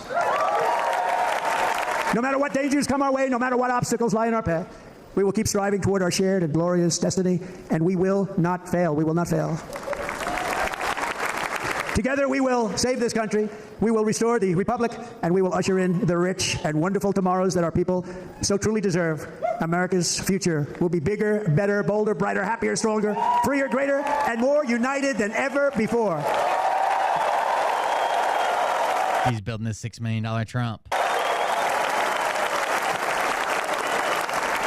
And quite simply put, we will very quickly make America great again. Thank you very much. Thank you very much. Wisconsin, God bless you. God bless you, Wisconsin, and God bless the United States of America, our great country. Thank you very much, everybody. Thank you. Jesus Christ. That's it, boys. That was it. That's all I got. That wore me out just fucking listening. I'm just sick of hearing him, man, honestly. Sick of fucking hearing him. Like, it's all bullshit. It's all lies. It's all propaganda. And I'm terrified of what he's going to do if he gets elected. But thank you guys for joining us. I appreciate it. Thanks for hanging out with me. Support the show if you want to. Coldbeer.fund. Coldbeer.fund. That's how we keep it going. We got some stuff to make up this weekend. Hopefully I won't work so goddamn hard tomorrow. I'm fucking killed. Just from fucking breaking a tire down. It kicked my ass. But it did not want to come off the fucking rim. But it's patched. The kids are going to a water park tomorrow, so I had to get that and then I was doing brakes until probably 8 p.m. tonight. But they're going to a water park tomorrow, so hopefully they have fun. And the car runs now. Thank you guys for joining us. I appreciate it. Thanks for hanging out with me. Support the show while we're offline. We'll see you on the next one. Don't believe anything Trump says, because it's probably a lie. We'll see you guys. But I can tell you this, about if this douchebag happens to see this particular show, you don't have the forking balls to call out the people on this planet by name and tell them exactly who they are and tell them the rest of the world who they are. You don't have the forking balls. You don't. I don't let my kids swim in the bathroom at Tsuko. I don't know what you do at Japanese water parks. I know you got that bidet, but yeah, my kids swim in the pool. Place in the best, you know that stage is set. You better buckle up, cause you ain't seen none yet. Here we go, I think I started some shit. That's Tsuko. It's about to get lit, get the place in the best, you know that stage is set. You better buckle up, cause you ain't seen none yet. And they say that I'm a lunatic. Well, listen, bitch, I came equipped with a quick wit and a 6th sense for the stupid shit. Where my true believer? Y'all need Jesus. Praise the Lord, head to the extreme. All these false fucking prophets who profit off of gossip. Worshipping drums, cocking, begging for a throat deposit. Swinging fucking meat hammers like fool in a thong. He's strapped to the shaft, eating his chest like he's King Kong. Starving for attention, I'ma make your gut burst. I'll be your huckleberry, I can quench that thirst. Baby eating lizard people, alien sex. What's next? Trump in a dress, fucking Flynn on his dick. See you guys, have a good night. On in a vest, climbing up 5G towers. No one talked to Tsuko, she's being punished. Fucking super